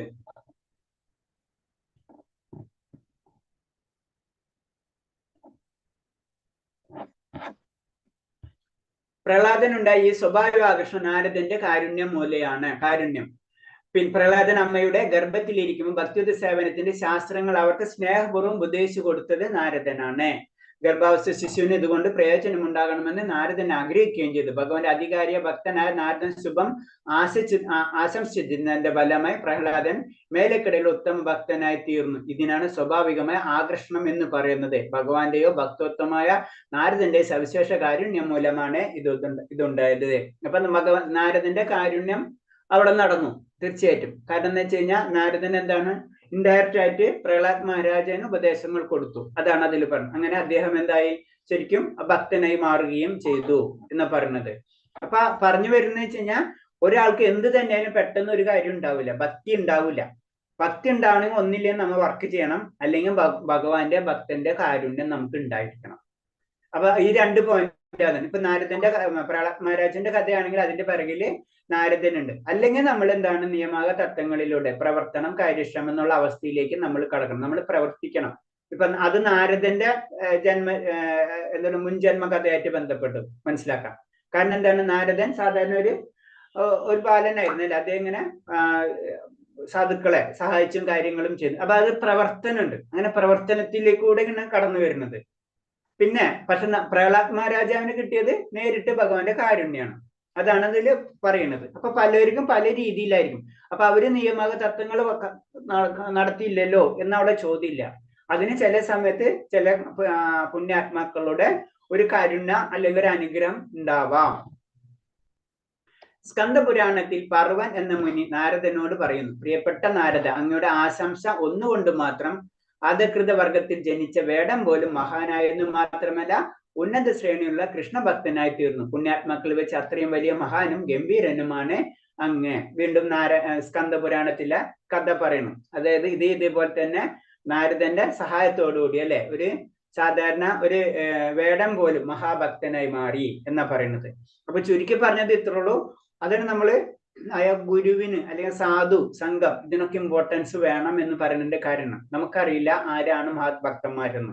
അപ്പൊ അങ്ങനത്തെ ആചാര്യ പരമ്പരയെ കണക്ട് ചെയ്ത് കഴിഞ്ഞാൽ തീർച്ചയായിട്ടും നമുക്ക് അതിന്റെ ബെനിഫിറ്റ് ഉണ്ടാവും. അപ്പൊ അതിനുവേണ്ടി നമ്മൾ പരിശ്രമിക്കണം. ചിലപ്പോ നമ്മൾ അത്ര നിയമങ്ങളും കാര്യങ്ങളും ചെയ്തില്ലെങ്കിലും നമ്മൾ ഇവരെ അനുഗ്രഹം കൊണ്ട് തന്നെ നമുക്ക് മുന്നിലേക്ക് പോകാൻ കഴിയും. അതിനു വേണ്ടിയാണ് നാരദന്റെ ഉദാഹരണങ്ങൾ നമുക്ക് പറഞ്ഞു, പ്രഹ്ലാദന്റെ ഉദാഹരണങ്ങളൊക്കെ പറഞ്ഞു തരുന്നത്. നാരദന്റെ ഇത് തരുന്ന വെച്ച് കഴിഞ്ഞാൽ നമ്മൾ നിയമങ്ങൾ അനുസരിച്ച് ജീവിക്കണം. പ്രഹ്ലാദന്റെ ഉപദേശം പറഞ്ഞെന്ന് വെച്ച് കഴിഞ്ഞാൽ ഇങ്ങനെ സംഭവിക്കാം എന്ന് പറഞ്ഞു തരുന്നു. ഹരേ കൃഷ്ണ. ഇതില് സിമ്പിളായിട്ട് പറയുമ്പോൾ ഹർഷോത്മതമായിട്ടുള്ള പ്രേമഭക്തിനെ പറ്റിയാണ് ഇതിൽ പറഞ്ഞത്. അപ്പൊ അതിൽ പറയുമ്പോൾ ആദ്യം പറഞ്ഞെന്ന് വെച്ച് കഴിഞ്ഞാൽ ആ ഭാവഭക്തി, നമ്മൾ അത് പറഞ്ഞല്ല, ശ്രദ്ധ സാധു സംഘ ഭജനക്രിയ എന്നുള്ള ലെവലിൽ വരുമ്പോൾ അതിൽ വരുന്നതാണ് ഭാവഭക്തി. ഭാവഭക്തി കഴിഞ്ഞിട്ടാണ് പ്രേമഭക്തി വരുന്നത്. അപ്പൊ ഹർഷോത്മതമായ പ്രേമം എന്ന് പറയുമ്പോൾ അത് ശരിക്കും ഭാവഭക്തി വരെ ആയിട്ടുള്ളൂ. അത് തന്നെ എത്തണമെങ്കിൽ എന്താണ്, നമ്മൾ പരിശുദ്ധമായിരിക്കണം എന്ന് പറഞ്ഞു. പരിശുദ്ധമാവാത്തോടത്തോളം കാലം ഹർഷോത്മതമായ ഒരു അവസ്ഥ നമുക്ക് വരില്ല. അപ്പൊ അതിനു വേണ്ടി പരിശുദ്ധീകരിക്കണം. ഈ സത്ത് രജസ് തമസ് ഈ 3 ഗുണങ്ങളെയും അതിക്രമിച്ച വ്യക്തിയിലേക്കോ നമുക്ക് ഭാവഭക്തി അല്ലെങ്കിൽ ഹർഷോത്മതമായ പ്രേമം നമുക്ക് ഉണ്ടാവുള്ളൂ. അത് നമുക്ക് 2 രീതിയിൽ വളർത്തിയെടുക്കാന്ന് പറഞ്ഞു. ഒന്ന് പ്രവർത്തന രീതി, ഒന്ന് കാര്യശ്രമം.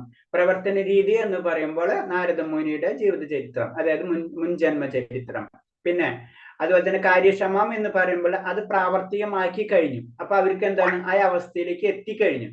അപ്പൊ അങ്ങനെ വരുമ്പോൾ അതാണ് കാര്യക്ഷമം കൊണ്ട് ഉദ്ദേശിക്കുന്നത്. പിന്നെ പറയുന്നത് 3 അവസ്ഥ പ്രത്യേകം ഭഗവാന്റെ ഭക്തന്മാരുടെയും കാരുണ്യം കൊണ്ട് വരും. അതാണ് നോട്ടത്തിലൂടെയും വരാം, സംഭാഷണത്തിലൂടെയും വരാം, അനുഗ്രഹത്തിലൂടെയും വരാം. ഏത് രീതിയിൽ വേണമെങ്കിലും അങ്ങനെ ലഭിക്കാം. അപ്പൊ എന്താണ്, നമുക്കറിയില്ല ഏത് വലിയ ഭക്തന്മാരുണ്ട്. അപ്പോൾ നമ്മൾ എപ്പോഴും അവരെ ആ സഹവാസത്തിന് വേണ്ടി നിൽക്കാം. അതായത് പ്രത്യേകിച്ച് പറഞ്ഞു കഴിഞ്ഞാൽ അതാണ് പറഞ്ഞത് എന്നൊരു സാധുസംഘം. അപ്പൊ അവരിലൂടെയും ചിലപ്പോൾ നമുക്ക് ലഭിക്കാം. അതിന്റെ ഉദാഹരണമാണ് പ്രഹ്ലാദ് മഹാരാജന്റെ ഉദാഹരണങ്ങൾ പറഞ്ഞത്. ഓക്കെ രേഷ്ണ, ഇതിൽ എന്തെങ്കിലും സംശയം ഉണ്ടെങ്കിൽ പറയാം.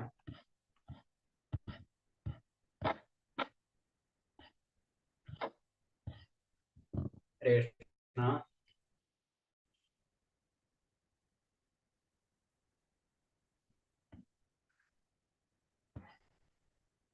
പറഞ്ഞിട്ടെടുക്കാം. രേഷ്ണ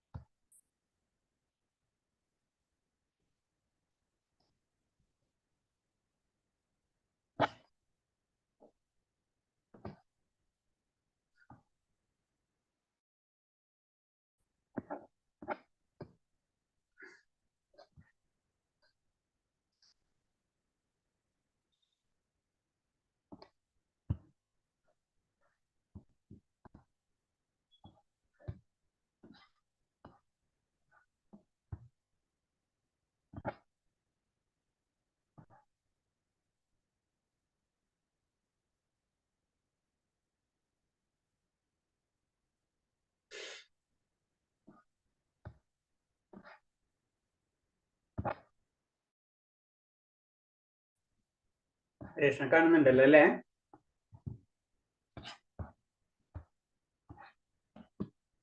രേഷ്ണ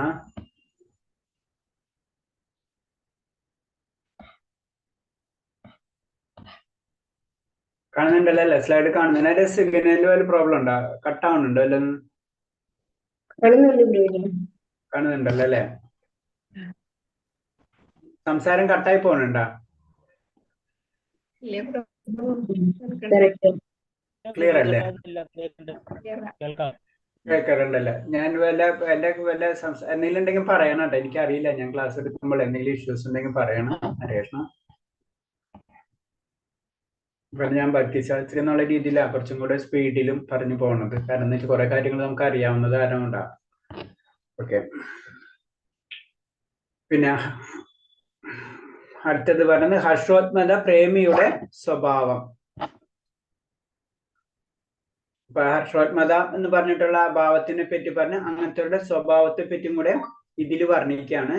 അടുത്തത് കൃഷ്ണോത്മകമായി ഹർഷോത്മത പ്രേമ വളർത്തിട്ടുള്ള വ്യക്തിയുടെ സവിശേഷ ഗുണങ്ങൾ രൂപ ഗോസ്വാമി വിവരിക്കുന്നു.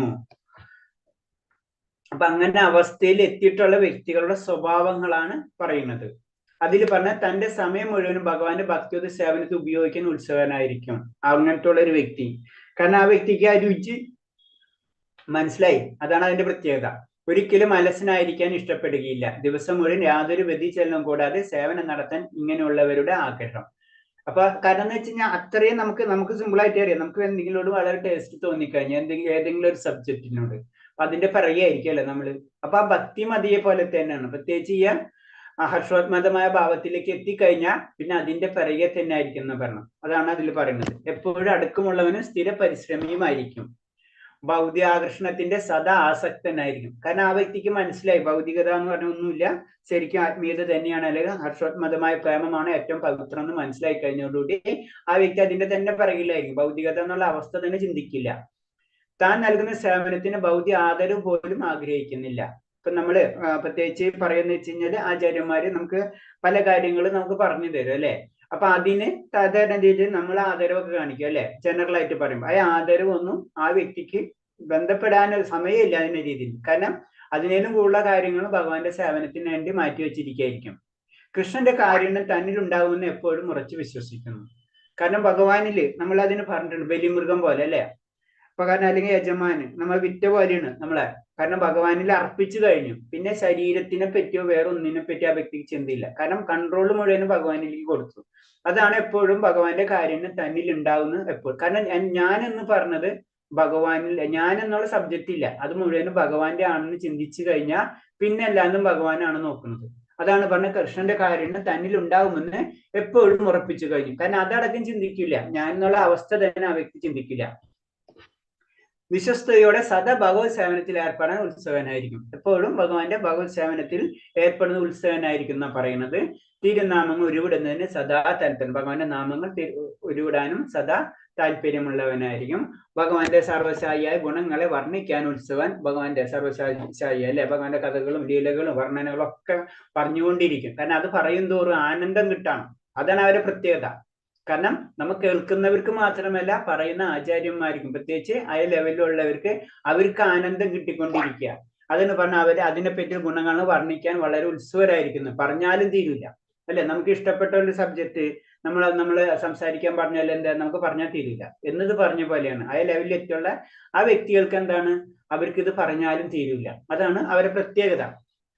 ഭഗവാന്റെ ലീലാവിലാസങ്ങൾ കൊണ്ട് പവിത്രമായ സ്ഥലത്ത് താമസിക്കുന്നതിൽ സന്തുഷ്ടർ. മധുര, വൃന്ദാവനം, ദ്വാരക തുടങ്ങിയ സ്ഥലങ്ങൾ. കാരണം അതീന്ദ്ര അവസ്ഥയിൽ എത്തിക്കഴിഞ്ഞവർക്ക് അവരായ കണക്ഷൻ അവർക്ക് കിട്ടിയിട്ടുണ്ടാവും. വൃന്ദാവനം നമ്മൾ പറയുമ്പോൾ നമുക്ക് ഭൗതികമായിട്ടുള്ള വൃന്ദാവനം നമുക്കറിയാം. പക്ഷെ എന്താണ് ശരിക്കും ആത്മീയത ഉണ്ടല്ലേ അതില്, ഓരോ ലോകങ്ങൾ ആ കണക്ഷനുള്ളതാണ്. അപ്പൊ അങ്ങനത്തെ സ്ഥലങ്ങളിൽ അവർക്ക് ഇഷ്ടപ്പെടും സാധാരണ രീതിയിൽ. അതാണ് അതിന്റെ പ്രത്യേകത, പ്രത്യേകിച്ച് ഭഗവാന്റെ ലീലകൾ നടന്നിട്ടുള്ള സ്ഥലങ്ങളല്ലാതെ. പിന്നെ സമയത്തിന്റെ ഉപയോഗത്തെ പറ്റി പറഞ്ഞാണ് കൃഷ്ണോത്മുഖമായ ഹർഷോത്മത പ്രേമം വളർന്നിട്ടുള്ള കളർപ്പറ്റ ഭക്തർ തന്റെ വാക്കുകൾ സദാ പ്രാർത്ഥനയ്ക്ക് വേണ്ടി ഉപയോഗിക്കുന്നു. സമയം അവർ വെറുതെ കളയില്ല, എപ്പോഴും ഭഗവാന്റെ കാര്യങ്ങൾക്ക് വേണ്ടി മാറ്റി വെച്ചിട്ടുണ്ടാവും. അപ്പൊ അതൊന്നിലും പ്രാർത്ഥനയ്ക്കോ മറ്റുള്ള എന്തോ കാര്യം. അപ്പൊ സമയം വളരെ ശ്രദ്ധിച്ച് ഉപയോഗിക്കുള്ളൂ, വെറുതെ കളയില്ല. ഉള്ളിൽ സദാ കൃഷ്ണ ചിന്തയായിരിക്കും. ശരീരത്തെ ഭഗവാനിൽ സ്മരിക്കാനോ അതുപോലുള്ള ശരീരത്തെ ഭഗവാനെ സ്മരിക്കാനോ അതുപോലുള്ള മറ്റ് സേവനങ്ങളിലോ ഏർപ്പെടിക്കും. ശരീരമായാലും മനസ്സായാലും ആത്മാവാണെങ്കിലും എല്ലാതും ഭഗവാന് വേണ്ടി ഉപയോഗിക്കാം എന്ന അവസ്ഥയിലേക്ക് അവർ എത്തിയിട്ടുണ്ടാവും. അശ്വത്ഥമത പ്രവർത്തനങ്ങൾ ചിലപ്പോൾ കണ്ണീർ പൊഴിക്കും. ഇങ്ങനെ ജീവിതം മുഴുവൻ ഭഗവത് സേവനത്തിന് വിനിയോഗിക്കും. മറ്റുള്ള കാര്യങ്ങൾ ഏർപ്പെട്ട് ഒരു നിമിഷവും പാഴാക്കുന്നില്ല. ഒക്കെ ഭഗവാനായിട്ട് ബന്ധപ്പെട്ടുള്ള കാര്യങ്ങൾ മാത്രമേ ചെയ്യുള്ളൂ. അപ്പൊ ചിലപ്പോൾ നമുക്കത് തോന്നും ഭൗതികമാണെങ്കിലും ആ ഭൗതിക തന്നെ എന്താണ് ഭഗവാന് വേണ്ടിയിട്ടുള്ള കാര്യങ്ങളായിരിക്കും. അതാണ് അതിന്റെ പ്രത്യേകത. അപ്പൊ അതിനു വേണ്ടി ഒരു സമയം കളയും. അല്ലാതെ ഒരിക്കലും മറ്റുള്ള ഭൗതിക കാര്യങ്ങൾക്ക് വേണ്ടി, പ്യൂർ ആയിട്ടുള്ള ഭൗതിക കാര്യങ്ങൾക്ക് വേണ്ടി ഒരിക്കലും അവര് സമയം പാഴാക്കില്ല. അപ്പൊ സമയത്തിന് വളരെയധികം പ്രത്യേകതയുണ്ട്. പിന്നെ സ്ഥിരോത്സാഹം. അസ്വസ്ഥതയ്ക്ക് വേണ്ടത്ര കാരണങ്ങൾ ഉള്ളപ്പോൾ പോലും തീരെ അസ്വസ്ഥനാകാത്തവനാണ് അടക്കമുള്ളവനും സ്ഥിരോത്സാഹം എന്ന് പറയുന്നത്. കാരണം നമുക്ക് ചുറ്റും, നമുക്ക് അസ്വസ്ഥതയ്ക്ക് വേണ്ടിയിട്ട് എല്ലാ കാര്യങ്ങളും നമുക്ക് ചുറ്റുമുണ്ട് അല്ലേ, ഒരു സംശയവും. എവിടെ തിരിഞ്ഞാലും പ്രശ്നങ്ങൾ മാത്രമേ ഉള്ളൂ. കാരണം അങ്ങനത്തെ ഉള്ള പ്രശ്നങ്ങളിലൊന്നും അസ്വസ്ഥനാവാത്തവനായിരിക്കും ആര്? ഭക്തൻ. അവൻ സ്ഥിര ഉത്സാഹിയായിരിക്കും. പല നമുക്ക് മുന്നിട്ട് പോകുമ്പോൾ, ഭക്തന്മാർക്ക് പ്രത്യേകിച്ച് ഭക്തിപരമായിട്ടുള്ള കാര്യങ്ങൾ മുന്നിലേക്ക് പോകുമ്പോൾ പ്രശ്നങ്ങൾ കൂടിക്കൊണ്ടിരിക്കുള്ളൂ, ഒരു സംശയമില്ല. അപ്പൊ അതിൽ അസ്വസ്ഥനാവാതിരിക്കുക, അതിൽ സ്ഥിര ഉത്സാഹിയായിരിക്കുക. നമുക്ക് പലതരം പ്രശ്നങ്ങൾ ഭക്തിയിലേക്ക് മുന്നേറുമ്പോൾ ഉണ്ടാവും, അതിലൊക്കെ തരണം ചെയ്യാനുള്ള ഒരു അവസ്ഥ. സ്ഥിര ഉത്സാഹിയായിരിക്കുന്ന പറയുന്നത്. പിന്നെന്താണ്, അതിന് ഏറ്റവും നല്ല ഉദാഹരണം പരീക്ഷത്താണ്. തന്റെ മരണസമയത്ത് ചുറ്റിലുണ്ടായ മഹർഷിമാരുടെ അദ്ദേഹം പറഞ്ഞു, മഹാബ്രാഹ്മണ, നിങ്ങൾ എന്നെ എപ്പോഴും നിങ്ങളുടെ അർപ്പിത ദാസനായി കണക്കാക്കണം. മനസ്സുറപ്പിക്കാനാണ് ഞാൻ ഗംഗ തീരത്ത് വന്നത്.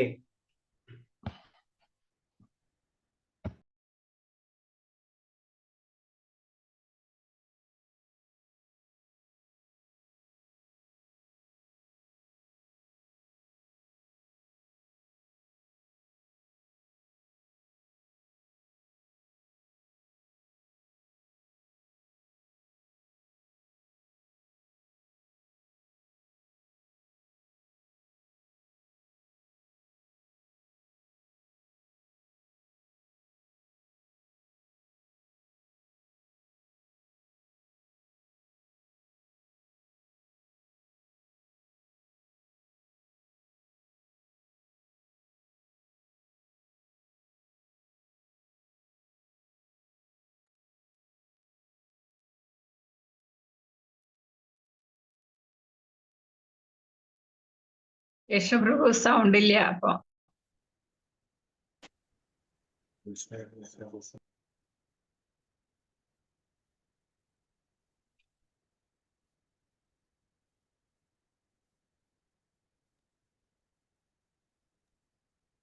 ഓക്കെ, സോറി ഹരേ കൃഷ്ണ, അത് മ്യൂട്ടായിപ്പോയി.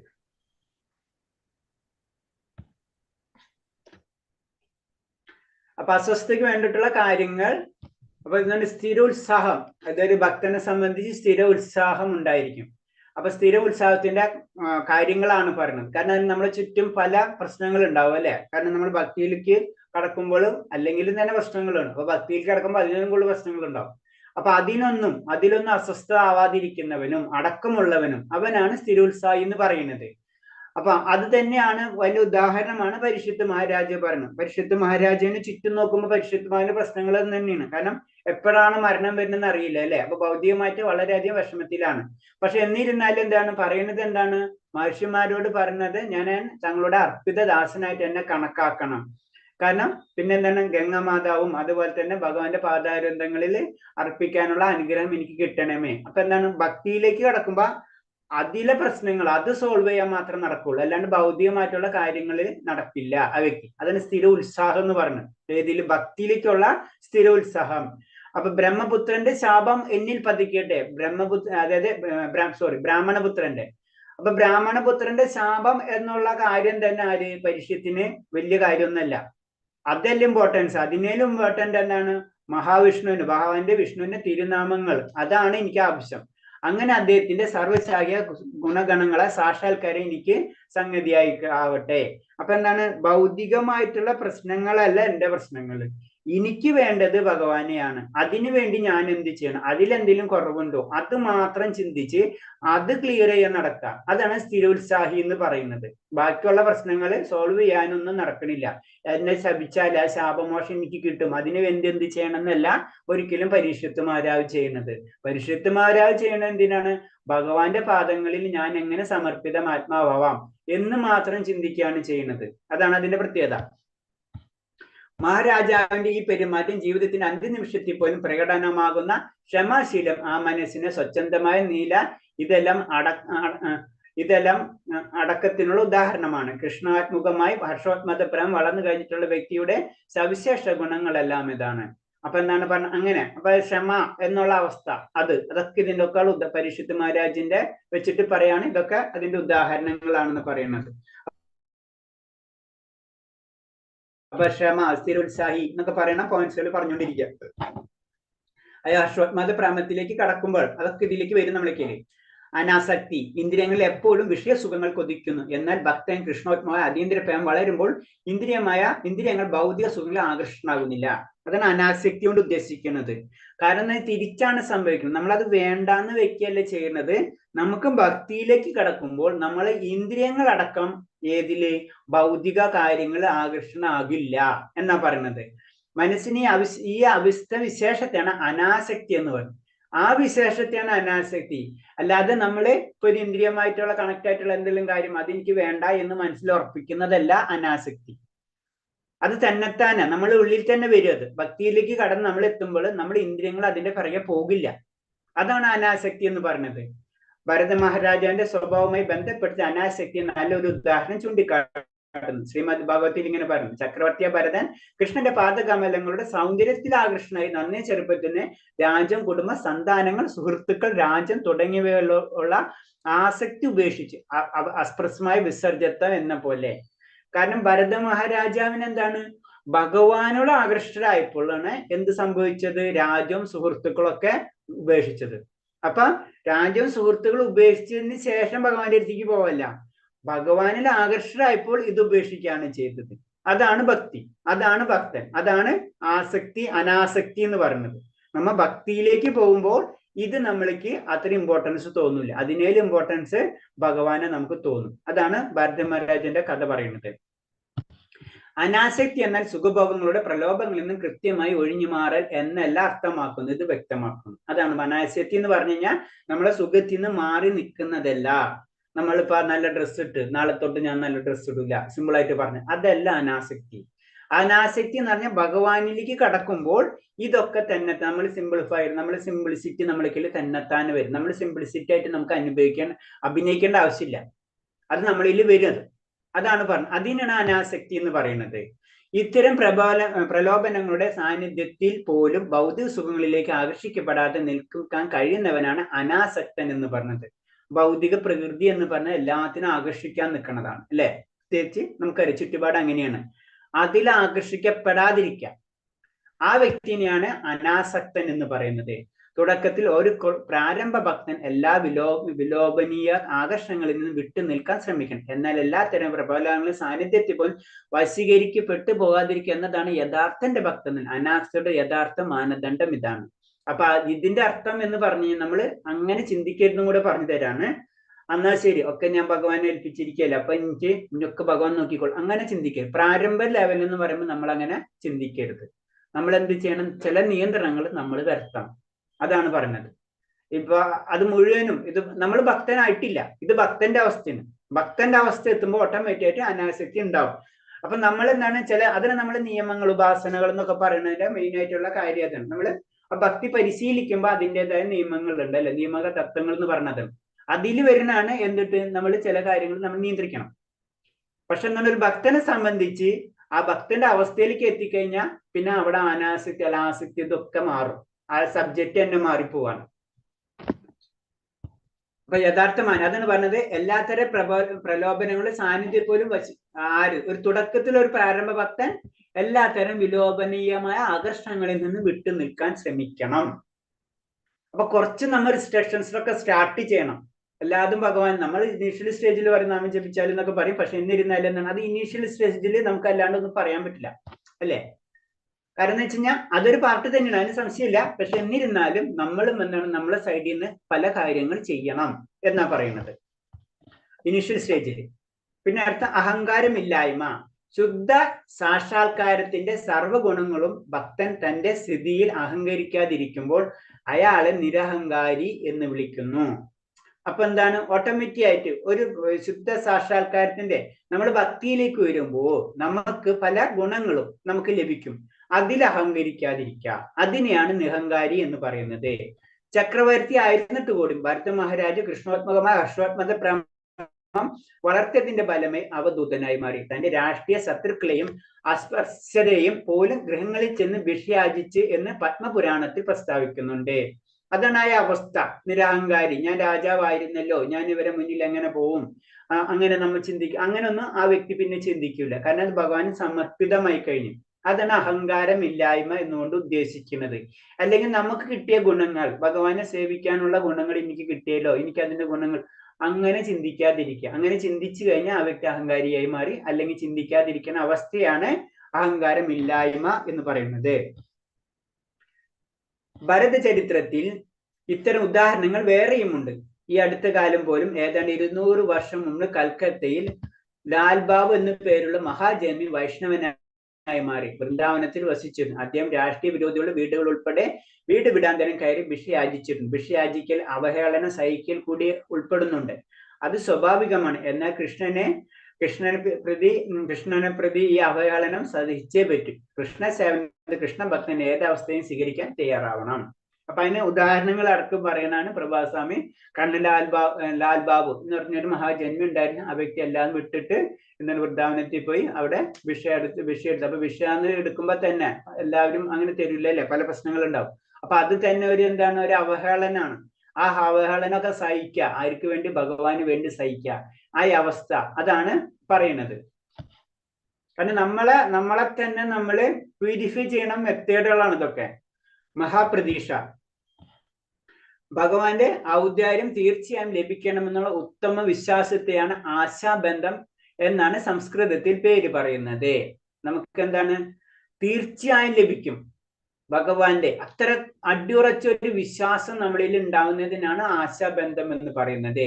ഭക്തിയുദ്ധ സേവനത്തിന്റെ സാധാരണ തത്വങ്ങൾ അനുസരിക്കുന്നതിന് ഞാൻ ആവുന്നത് പരിശ്രമിക്കുന്നത് ഭഗവത്ധാമത്തിലും മടങ്ങി പോകാൻ എനിക്ക് സാധിക്കും എന്ന നിരന്തരമായ ചിന്തയാണ് ആശാബന്ധം. ഞാൻ ഭക്തിയുദ്ധ സേവനത്തിന്റെ ഭഗവാന്റെ അടുത്തുള്ള കാര്യങ്ങൾ നിരന്തരമായിട്ട് ചെയ്യും, എനിക്ക് തീർച്ചയായിട്ടും ഭഗവത്ധാമത്തിലേക്ക് കടന്നു പോകാൻ കഴിയും എന്നുള്ള നിരന്തര ചിന്തയാണ് നമ്മുടെ ആശാബന്ധം എന്ന് പറയുന്നത്. നമുക്ക് ലഭിക്കും, ആ ഒരു അടിയുറച്ച വിശ്വാസം, ആ വിശ്വാസം ഭഗവാൻ എനിക്ക് ലഭിച്ചിരിക്കും എന്നുള്ള അടിയുറച്ച വിശ്വാസത്തെയാണ് ആശാബന്ധനം എന്ന് പറയുന്നത്. അത് കാരണം കൊണ്ടാണ് അതിനെ മഹാപ്രതീക്ഷ എന്ന് പറയുന്നത്. അഭീഷ്ട വിജയം നേടാനുള്ള ഔത്സുക്യം. ഭക്തി സേവനത്തിന് വിജയം നേടാൻ വേണ്ടത്ര ഔത്സുക്യം കാണിക്കുമ്പോൾ ഔത്സുക്യത്തിനെ സമുത്കണ്ഠ എന്ന് പറയുന്നത്. നമ്മൾ കൂടുതൽ അതിനുവേണ്ടി വിജയത്തിന് വേണ്ടി പല കാര്യങ്ങളും നമ്മൾ ചെയ്യാം. അപ്പൊ അതിന് പേരുകളെന്ന് മാത്രം നമ്മൾ ശ്രദ്ധിച്ചാൽ മതി. അതൊക്കെ തികഞ്ഞ ഔത്സുക്യം എന്നാണ് ഇതിന്റെ അർത്ഥം. കൃഷ്ണബോധത്തിൽ വിജയം നേടാൻ കൊടുക്കേണ്ട വിലയാണ് ഈ ഔത്സുക്യം. അതായത് നമ്മൾ കൂടുതൽ അതിനു വേണ്ടി നമുക്ക് വിജയിക്കണമെങ്കിൽ അതിന്റെ പിറകെ നമ്മൾ നടക്കണം. എല്ലാത്തിനും അതിൻ്റെതായ മൂല്യമുണ്ട്. ഓരോന്നും നേടുന്നതിന് അതിന്റെ കൈവശമാക്കുന്ന അതിന്റെ വില കൊടുത്തേ പറ്റൂ. ഏറ്റവും വില പിടിച്ച വസ്തുവായ കൃഷ്ണബോധം വിലയ്ക്ക് വാക്കണമെങ്കിൽ വിജയം നേടാൻ ഉത്കണ്ഠ വളർത്തണമെന്ന് വേദങ്ങൾ പറയുന്നു. നമുക്കറിയാം, ഈ ലോകത്തിൽ ഏറ്റവും വിലപിടിപ്പുള്ള സാധനം എന്ന് പറഞ്ഞു കഴിഞ്ഞാൽ അത് കൃഷ്ണാവബോധമാണ്, അല്ലെ? അപ്പൊ നമുക്കൊരു സാധാരണ രീതിയിൽ എന്തോ ഒരു സാധനം വാങ്ങിക്കണമെങ്കിലും നമ്മൾ അതിന്റെ വില കൊടുക്കണം, അല്ലെ? അപ്പൊ ഭഗവാന്റെ ആയ ഭക്തിയുദ്ധ സേവനം അല്ലെങ്കിൽ കൃഷ്ണാബോധത്തിനുണ്ടെങ്കിലോ വളരെ വിലയാണ്. അപ്പൊ അതിനനുസരിച്ചുള്ള കാര്യങ്ങൾ നമ്മൾ ചെയ്യണം, അല്ലാതെ നമുക്ക് ലഭിക്കില്ല. അത് ഇൻഡയറക്റ്റ് ആയിട്ട് ഒരു വാണിംഗ് ആണ്. കാരണം എന്ന് വെച്ച് കഴിഞ്ഞാൽ നമുക്കത് കിട്ടണം, അത് മാത്രം ഉൾക്കണ്ട എനിക്ക് കിട്ടോ കിട്ടില്ലേ, അപ്പൊ അതിനു വേണ്ടി നമ്മൾ പ്രയത്നിച്ചു കൊണ്ടിരിക്കണം. അതാണ് പറയുന്നത്. അതെന്താണ്, അത് വേദത്തിലടക്കം പറഞ്ഞു തരുന്നുണ്ടെന്ന് പറഞ്ഞു. അത്രയും നമ്മളെ മനസ്സിൽ ഉത്കണ്ഠ വളർത്തണം എന്നാ പറയുന്നത്. എനിക്കത് ലഭിക്കോ ലഭിക്കില്ല, അപ്പൊ നമ്മളെ ചിന്ത മുഴുവൻ അതിലായിരിക്കണം. അങ്ങനെ ചിന്തിച്ചു കഴിഞ്ഞാൽ മാത്രമേ നമുക്ക് അതിനനുസരിച്ചുള്ള പ്രവർത്തനങ്ങൾ നമ്മൾ ചെയ്യുള്ളൂ. അങ്ങനെ ചെയ്താൽ മാത്രമേ ഭഗവാനെ നമുക്ക് ലഭിക്കുള്ളൂ. അതാണ് വേദങ്ങളിലും അത് തന്നെയാണ് പറയുന്നത്. തിരുനാമം ഉരുവിടാനുള്ള അഭിനിവേശം. രാധാറാണിയുടെ തിരുനാമ ജപത്തെ സംബന്ധിച്ച ഒരു പ്രസ്താവം കൃഷ്ണാകർണാമൃതത്തിലുണ്ട്. രാധാറാണിയുടെ കൂട്ടുകാരി ഒരാൾ പറയുന്നു, ഭഗവാൻ ഗോവിന്ദ വൃഷഭാനുവിന്റെ മകളായ ആ കൊച്ചു പെണ്ണിനെ കണ്ണീർ പൊഴിച്ചുകൊണ്ട് ഉത്കണ്ഠയോടെ അങ്ങയുടെ തിരുനാമം ഉരുവിടുകയാണ്, കൃഷ്ണ കൃഷ്ണ കൃഷ്ണ. അപ്പൊ പറഞ്ഞ അഭിനിവേശം, അത് കൃഷ്ണനോടുള്ള അഭിനിവേശത്തെ പറ്റി പറയാണ്. കാരണം എന്താണ്, രാധാറാണി ഭഗവാനെ പറ്റി ചിന്തിച്ചുകൊണ്ട് അല്ലെ, ഭഗവാനെ പറ്റി ചിന്തിച്ചുകൊണ്ട് ഇങ്ങനെ പറഞ്ഞുകൊണ്ടിരിക്കും, കൃഷ്ണ കൃഷ്ണ എന്ന് പറഞ്ഞുകൊണ്ടിരിക്കണം. അതിന് അഭിനിവേശം, അത് കിട്ടിയ തിരുനിക്ക് അല്ല, ആയ ഒരു മനസ്സ് ആ വിഷമിച്ചിട്ട് പറഞ്ഞുകൊണ്ടിരിക്കുകയാണ്. അപ്പൊ അതേപോലെയൊക്കെ ആയിരിക്കണം നമ്മള് ഭക്തിയിലേക്ക് വരണമെങ്കിൽ, അല്ലെങ്കിൽ ഭക്തി ഉയർത്തണമെങ്കിൽ നമ്മൾ അതിനോട് അത്രയും ഒരു അഭിനിവേശം ഉണ്ടായിരിക്കണം, എന്നാലേ നമുക്ക് ലഭിക്കുള്ളൂ. ഭഗവാന്റെ സർവശാസ്ത്രീയ ഗുണങ്ങളോട് വർണ്ണിക്കാനുള്ള ഉത്കണ്ഠ, ഭഗവാന്റെ മഹാത്മ്യങ്ങളെ പ്രകീർത്തിക്കാൻ അത്യാസക്തിയെ കുറിച്ചും കൃഷ്ണ കർണാമൃതത്തിൽ പറയുന്നുണ്ട്. പിന്നെ അതേപോലെ തന്നെ ഭഗവാന്റെ ലീലകൾക്ക് വർണ്ണിക്കുമ്പോൾ നമുക്ക് നമ്മളെ തന്നെ കൺട്രോൾ ചെയ്യാൻ പറ്റില്ല, ആ അവസ്ഥയിലേക്കൊക്കെ നമ്മൾ പോകും. അതാണ് പറയുന്നത്. അത് എല്ലാ സുഖസങ്കല്പങ്ങൾക്കും ഉപരിയായി സുഖം തരുന്ന കുസൃതികളെ വെച്ച് കുസൃതിയായ കൃഷ്ണന് വേണ്ടി ഞാൻ എന്താണ് ചെയ്യേണ്ടത്? കൃഷ്ണനെ കമനീയമായ കർമ്മങ്ങളെ കുറിച്ച് ചിന്ത പോലും എന്റെ ഹൃദയത്തിൽ ആകർഷിക്കുന്നു. എന്ത് ചെയ്യണമെന്ന് എനിക്ക് അറിഞ്ഞുകൂടാ. അപ്പൊ കാരണം ഭഗവാനെ പറ്റി വർണ്ണിക്കുക എന്ന് പറയുമ്പോൾ തന്നെ ആ ഭക്തന് ആനന്ദം വരികയാണ്. അപ്പൊ വർണ്ണിച്ചാലോ അതിനും വലിയ ആനന്ദം. അതാണ് പറഞ്ഞത്. അത് എങ്ങനെ ചെയ്യണമെന്ന് എനിക്കറിയില്ല. അത് നമുക്ക് അങ്ങനെയാണല്ലോ, എന്തെങ്കിലും കാര്യം അത്രയും ടെൻഷൻ ഇരിക്കണ പോലെ അല്ലെ, അതേപോലെ തന്നെ ഉത്കണ്ഠ പറയുന്നത് അതാണ്. കാരണം അതിനോട് അത്ര ആകർഷണമാണ് ഭഗവാനായിട്ട്. അതാണ് ആ പോയിന്റിലേക്ക് പറഞ്ഞു വരുന്നത്. പിന്നെ കൃഷ്ണന്റെ ലീലാവിലാസങ്ങൾക്ക് അടുത്തുള്ള വസിക്കാനുള്ള ആകർഷണം. രൂപഗോസ്വാമി പദ്യാവലിയിൽ പറയുന്ന വൃന്ദാവനത്തെ കുറിച്ച് ഇങ്ങനെ പറയുന്നു, ഇവിടെയാണ് നന്ദപുത്രൻ തന്റെ പിതാവും ഇടയന്മാരും രാജാവുമായ നന്ദനുമൊത്ത് വസിക്കുന്നത്. ഇവിടെ വെച്ചാണ് ഭഗവാൻ കൃഷ്ണൻ സകടാസുരനെ നിഗ്രഹിച്ചത്. നമ്മുടെ ബൗദ്ധ്യാസ്യത്തിന്റെ കെട്ടുപൊട്ടിക്കൽ കഴിവുള്ള ദാമോദരനെ യശോദയെ കെട്ടിയിട്ടത് ഇവിടെയാണ്. അതായത് ആതീന്ദ്ര അവസ്ഥയിലേക്ക് വരുമ്പോൾ അവർ അത് ശരിക്കും റിയലൈസ് ചെയ്യും, അത് ശരിക്കും കാണുന്ന പോലെ അവർക്ക് ഫീൽ ചെയ്യും. അപ്പൊ ഇവിടെ നമ്മൾ കളിച്ച് നടന്നാണ്. നമ്മളിപ്പോ നമ്മൾ ചെറുപ്പത്തിൽ ചില സ്ഥലങ്ങളിൽ വിട്ടുപോകുന്നു കഴിഞ്ഞിട്ട് പിന്നെ കുറെ നാൾ കഴിഞ്ഞ് ചെല്ലുമ്പോൾ നമ്മൾ പറയും അല്ലെ, ഇവിടെ ഞാൻ അവിടെ ഉണ്ടായിരുന്നു, ഇവിടെ മറ്റവരായിരുന്നു, അവരിവരായിരുന്നു ഒക്കെ നമ്മൾ പറയും അല്ലെ. അത്ര അറ്റാച്ച്മെന്റ് ഉണ്ടാവും. ഇത് തന്നെയാണ് ഭഗവാനായിട്ട് ആ അറ്റാച്ച്മെന്റ് വരുമ്പോ ഭഗവാന്റെ ഓരോ സ്ഥലങ്ങളും, കാരണം ഭഗവാനായിട്ട് ബന്ധമുണ്ട് നമുക്ക് അല്ലെ, ആ ബന്ധുതയാണല്ലേ നമുക്കുള്ളത്. അപ്പൊ ബന്ധുത ഉള്ള കാരണം കൊണ്ട് ഭഗവാന്റെ ഓരോ നടന്ന സ്ഥലങ്ങള് നമുക്ക് അത്ര ഫീൽ ചെയ്യാൻ തുടങ്ങും. അതെന്ന് പറഞ്ഞത് നമ്മുടെ ബൗദ്ധ്യാസത്തിന് കെട്ടുപൊട്ടിയും കഴിവുകളാണ് ദാമോദരനെ യശോദയെ കെട്ടിയെട്ടിയത് ഇവിടെയാണ്. അപ്പൊ നമ്മളെ കെട്ടുപൊട്ടിക്കാൻ അതാണ് ആ ലീല തന്നെ നമുക്ക് അത് മനസ്സിലാക്കാം. പ്രത്യേകിച്ച് എന്താണ് ദാമോദരൻ ലീല ചെയ്യുന്നതിന്റെ ബേസിക് ബാക്ക്ഗ്രൗണ്ട് നമ്മൾ ശ്രദ്ധിച്ചാൽ അറിയാം, കെട്ടുന്നത്. അതിന് ആ ലീല ആ കെട്ടിനെ പൊട്ടിക്കണം, മനസ്സിലായോ? കെട്ടിനെ പൊട്ടിക്കാന് ഭഗവാനെ കഴിയുള്ളൂ. അതാണ് നമ്മൾ ആ സമയത്ത് ഭഗവാനെ വർണ്ണിക്കുന്നത്. നമ്മളെ കെട്ടിനെ പൊട്ടിക്കാന് ഭഗവാനെ പറ്റി, കെട്ടിനെ പൊട്ടിക്കുന്നത് ഭഗവാനാണ്. അതാണ് നമ്മുടെ ബൗദ്ധ്യാസ്യത്തിന്റെ കെട്ട് പൊട്ടിക്കാൻ കഴിവുള്ള ദാമോദരനെ യശോദ കെട്ടിയിട്ടത് ഇവിടെയാണ്. ആ ലൈൻ ശ്രദ്ധിച്ചാൽ അത് കുറെ മീനിങ്ങൾ ഒന്നിച്ചാണ് അതിന്. കാരണം ഭഗവാനെ കെട്ടിയിടണമെങ്കിൽ തന്നെ എന്ത് വേണം? ഭക്തി വേണം. കെട്ട് പൊട്ടിക്കാൻ ഭഗവാനെ പറ്റുള്ളൂ. ഏത് കെട്ട്? നമ്മുടെ ഭൗതികമായിട്ടുള്ള കെട്ട്. അതാണ്. അപ്പൊ ആ ലീലയ്ക്ക് എന്തുകൊണ്ടാണ് നമ്മൾ ഇസ്കോണിന്റെ ആ ലീലയ്ക്ക് ഇത്ര ഇമ്പോർട്ടൻസ് കൊടുക്കുന്നതിന്റെ ഒരു പോയിന്റ് അത് തന്നെയാണ്. പല പോയിന്റ്സുകളുണ്ട്, അതിൽ ഒരു പോയിന്റ് എന്ന് പറഞ്ഞു കഴിഞ്ഞാൽ നമ്മൾ ഈ ഭൗതിക ബന്ധനത്തിന്റെ കെട്ട് പൊട്ടിക്കണം, അല്ലാണ്ട് നിവർത്തിയില്ല. അത് ഭഗവാനെ കഴിയുള്ളൂ. അപ്പൊ ആ ലീലയ്ക്ക് അതാണ് അത്ര ഇമ്പോർട്ടൻസ് കൊടുക്കുന്നത്. അപ്പൊ അതാണ് ആ ലീലാവിലാസം നടന്ന ആ സ്ഥലങ്ങളിൽ വസിക്കാനും ആകർഷരാവെന്ന് പറയുന്നത്. ഭഗവാന്റെ കൃഷ്ണന്റെ ഉത്തമ ഭക്തൻ മധുരയിലോ വൃന്ദാവനത്തിലോ താമസിച്ചുകൊണ്ട് കൃഷ്ണന്റെ ലീലാവിലാസം നടന്ന പ്രദേശമെല്ലാം സന്ദർശിക്കുന്നു. അതിന് ഭക്തൻ. കാരണം എന്താ വെച്ചാൽ നമ്മൾ സിമ്പിൾ ആയിട്ട് ആലോചിച്ചാൽ ഭക്തന് ഭഗവാന് നമ്മളായിട്ട് ഒരു ബന്ധമുണ്ട്. അപ്പൊ ഭഗവാന്റെ സ്ഥലങ്ങൾ നമ്മുടെ സ്ഥലങ്ങളാണ്. അതാണ് ആ പ്രത്യേകത. ഈ വിശുദ്ധ സ്ഥലങ്ങളിലാണ് കൃഷ്ണൻ ചങ്ങാതികളും അമ്മയായ യശോദയുമൊത്ത് ശൈശവം കഴിച്ചു കൂട്ടിയത്. കൃഷ്ണന്റെ പാദസ്പർശമേറ്റ സ്ഥലങ്ങൾ മുഴുവൻ പ്രദക്ഷിണം ചെയ്യുന്ന സമ്പ്രദായം ഇന്നും കൃഷ്ണന്റെ ഭക്തന്മാരുടെ ഇടയിലുണ്ട്. ഇപ്പോഴും നമുക്കറിയാം ഗോവർദ്ധനഗിരിയൊക്കെ പ്രദക്ഷിണം ചെയ്യുന്നത്. വൃന്ദാവനത്തിലും മധുരയിലും എത്തിയവരൊക്കെ എന്നും അതീന്ദ്രിയ ആനന്ദം അനുഭൂതമാകാറുണ്ട്. സത്യം പറഞ്ഞാൽ വൃന്ദാവനത്തിൽ എത്തുന്ന ഒരാൾക്ക് അവിടെ ശൈശവം കഴിച്ചുകൂട്ടി അത്ഭുതകരവും ഹൃദ്യവുമായ കർമ്മങ്ങൾ ചെയ്ത് കൃഷ്ണന്റെ വിയോഗം അനുഭവപ്പെടും. അതിന് പറഞ്ഞു. കാരണം അത് നമ്മളായിട്ടൊരു ബന്ധമുണ്ട് ഭഗവാൻ അല്ലെ, ആ ബന്ധം നമുക്ക് അനുഭവപ്പെടും അതീന്ദ്രിയ ലെവലിൽ. അത് ക്ലിയർ ആയിട്ട് എഴുതിയിട്ടുണ്ട്, അതീന്ദ്രിയ ആനന്ദം. വൃന്ദാവനത്തിന് മധുരയും എത്തുന്നവരൊക്കെ എന്നും അതീന്ദ്രിയ ആനന്ദം അനുഭൂതമാകാറുണ്ട്. അവർക്ക് കാരണം എന്ന് വെച്ച് കഴിഞ്ഞാൽ അത് വേറൊരു തലാണ്, ആ തലത്തിൽ അത് ഫീൽ ചെയ്യും എന്ന് പറയുന്നത്. അപ്പൊ കാരണം എന്ന് വെച്ചാൽ അവിടെ എന്താണ് ഭഗവാന്റെ വിയോഗം തന്നെ നമുക്ക് അനുഭവപ്പെടുന്ന പറയുന്നത്. കാരണം ഭഗവാന്റെ ലീലകൾ നടന്ന സ്ഥലമാണ് എന്ന് പറയാണ്. ഇത്തരം കൃഷ്ണന്റെ പ്രവർത്തനങ്ങളെ കുറിച്ച് സ്മരിക്കാനുള്ള ആകർഷണമാണ് കൃഷ്ണോത്മകമായ ആസക്തി എന്ന് പറയുന്നത്. അപ്പൊ ഇങ്ങനത്തെ കാര്യങ്ങൾ നമ്മൾ സ്മരിക്കണം അല്ലെ. ഭഗവാന്റെ സ്ഥലത്ത് പോയി, ഭഗവാന്റെ ലീലകൾ നടന്ന സ്ഥലത്ത് പോയി ഭഗവാനെ സ്മരിക്കുന്നതിനാണ് കൃഷ്ണോത്മകമായ ആസക്തി എന്ന് പറയുന്നത്. അപ്പൊ ഭഗവാനുള്ള ആസക്തി കാരണം കൊണ്ടാണ് നമ്മൾ അങ്ങനത്തെ സ്ഥലത്ത് പോകുന്നതും അങ്ങനത്തെ സ്ഥലത്തിലെത്തി ഭഗവാനെ സ്മരിക്കുന്നത്. അപ്പൊ അവിടെ പറയുമ്പോൾ അതിനെ കൃഷ്ണോത്മകമായ ആസക്തി എന്ന് പറയുന്നത്.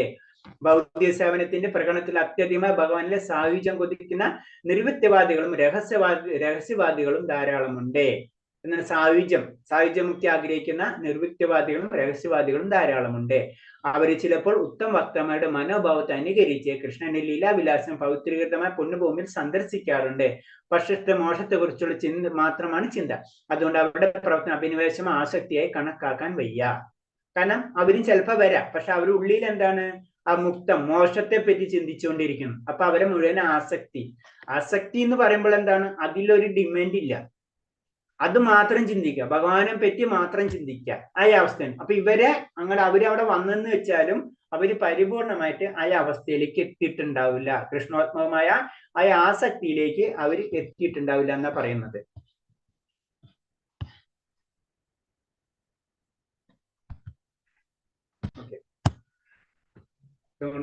കഴിഞ്ഞിട്ട് നിർത്താം. അഷ്ടകാല ലീല. കൃഷ്ണന്റെ ലീലാവിലാസങ്ങളെ കുറിച്ച് കൃത്യമായി ചിന്തിക്കുന്ന ചില ഭക്തമാന്യന്മാരുണ്ട്. കൃത്രിമമായി ചിന്തിക്കുന്ന ചില ഭക്തമാന്യന്മാരുണ്ട്. അഷ്ടകാലിക ലീല എന്ന പേരിലാണ് ഇത് അറിയപ്പെടുന്നത്. കൃഷ്ണൻ ഒരു കൊച്ചുകുട്ടിയുടെ രൂപത്തിൽ അല്ലെങ്കിൽ കൃഷ്ണ രാധേയമൊക്കെ തങ്ങളുടെ മുന്നിൽ വന്ന് സംസാരിച്ചെന്ന നാട്യത്തോടെ കൃഷ്ണന്റെ ലീലകൾ അവർ അനുകരിക്കുന്നു. അത് കൃത്രിമമായിട്ട് അഷ്ടകാല ലീല, അതായത് നമ്മൾ ഇന്നലെ പറഞ്ഞല്ലേ, ചില വ്യക്തികൾ അങ്ങനെയുണ്ട്. അതിന് പല രീതിയിലും പല സമ്പ്രദായങ്ങളും പല കാര്യങ്ങളും നടന്നു പോകുന്നുണ്ട്. അപ്പൊ അവര് പറയുന്നത് കൃഷ്ണൻ രാധയൊക്കെ എന്റെ അടുത്ത് വന്ന് എന്നെ സംസാരിച്ചു, അതിന്റെ ലീലകളൊക്കെ അനുകരിക്കുക. അവര് നിർവ്യക്തിവാദികളും ചിലപ്പോൾ ഇത്തരം സ്വഭാവ വിശേഷങ്ങൾ പ്രകടിപ്പിക്കാറുണ്ട്. ഭക്തി സേവനത്തിന്റെ ശാസ്ത്രം അറിഞ്ഞുകൂടാതെ നിർദോഷികളായ ഇതിലൂടെ അവർ പ്രലോഭിക്കുകയും ചെയ്യുന്നു. എന്താണ് അപ്പൊ അവിടെ എന്താണ് സംഭവിക്കുക? ഇത് നമുക്ക് ഭക്തിപരമായിട്ടുള്ള കാര്യങ്ങൾ അറിയാത്ത സാധാരണ ജനങ്ങളെ ഒരു തരത്തിൽ പറഞ്ഞ അവർ പറ്റിക്കുകയാണ് ചെയ്യുന്നത്. അതാണ് പറഞ്ഞത്. എന്നാൽ അനുഭവസമ്പന്നമായ ഭക്തൻ ഇത്തരം ഹാസ്യ രൂപണങ്ങൾ കാണുന്ന മാത്രത്തിന് തെമ്മാടിത്തത്തെ വിലയിരുത്താൻ കഴിയും. അപ്പൊ ഭക്തന്മാർക്ക് അറിയാം ഇങ്ങനൊന്നും നടക്കില്ല എന്നല്ലേ, അതാണ് പറഞ്ഞത്. കാരണം ഇതൊക്കെ തെറ്റാണെന്ന് അറിഞ്ഞു. ഒരിക്കലും ഭഗവാൻ വന്ന് സംസാരിച്ചെന്നൊക്കെ പറഞ്ഞത് വളരെ തെറ്റാണെന്ന് ആർക്ക് മനസ്സിലാവും? ഭക്തന്മാർക്ക് മനസ്സിലാവും. ഭക്തിയിൽ, അതായത് പ്രാരംഭ ഭക്തർ അല്ലെങ്കിൽ അത്ര അറിയാത്ത ഭക്തരൊക്കെ ഇവർ ചിലപ്പോ അതും പറഞ്ഞ് പറ്റിച്ചിരിക്കും.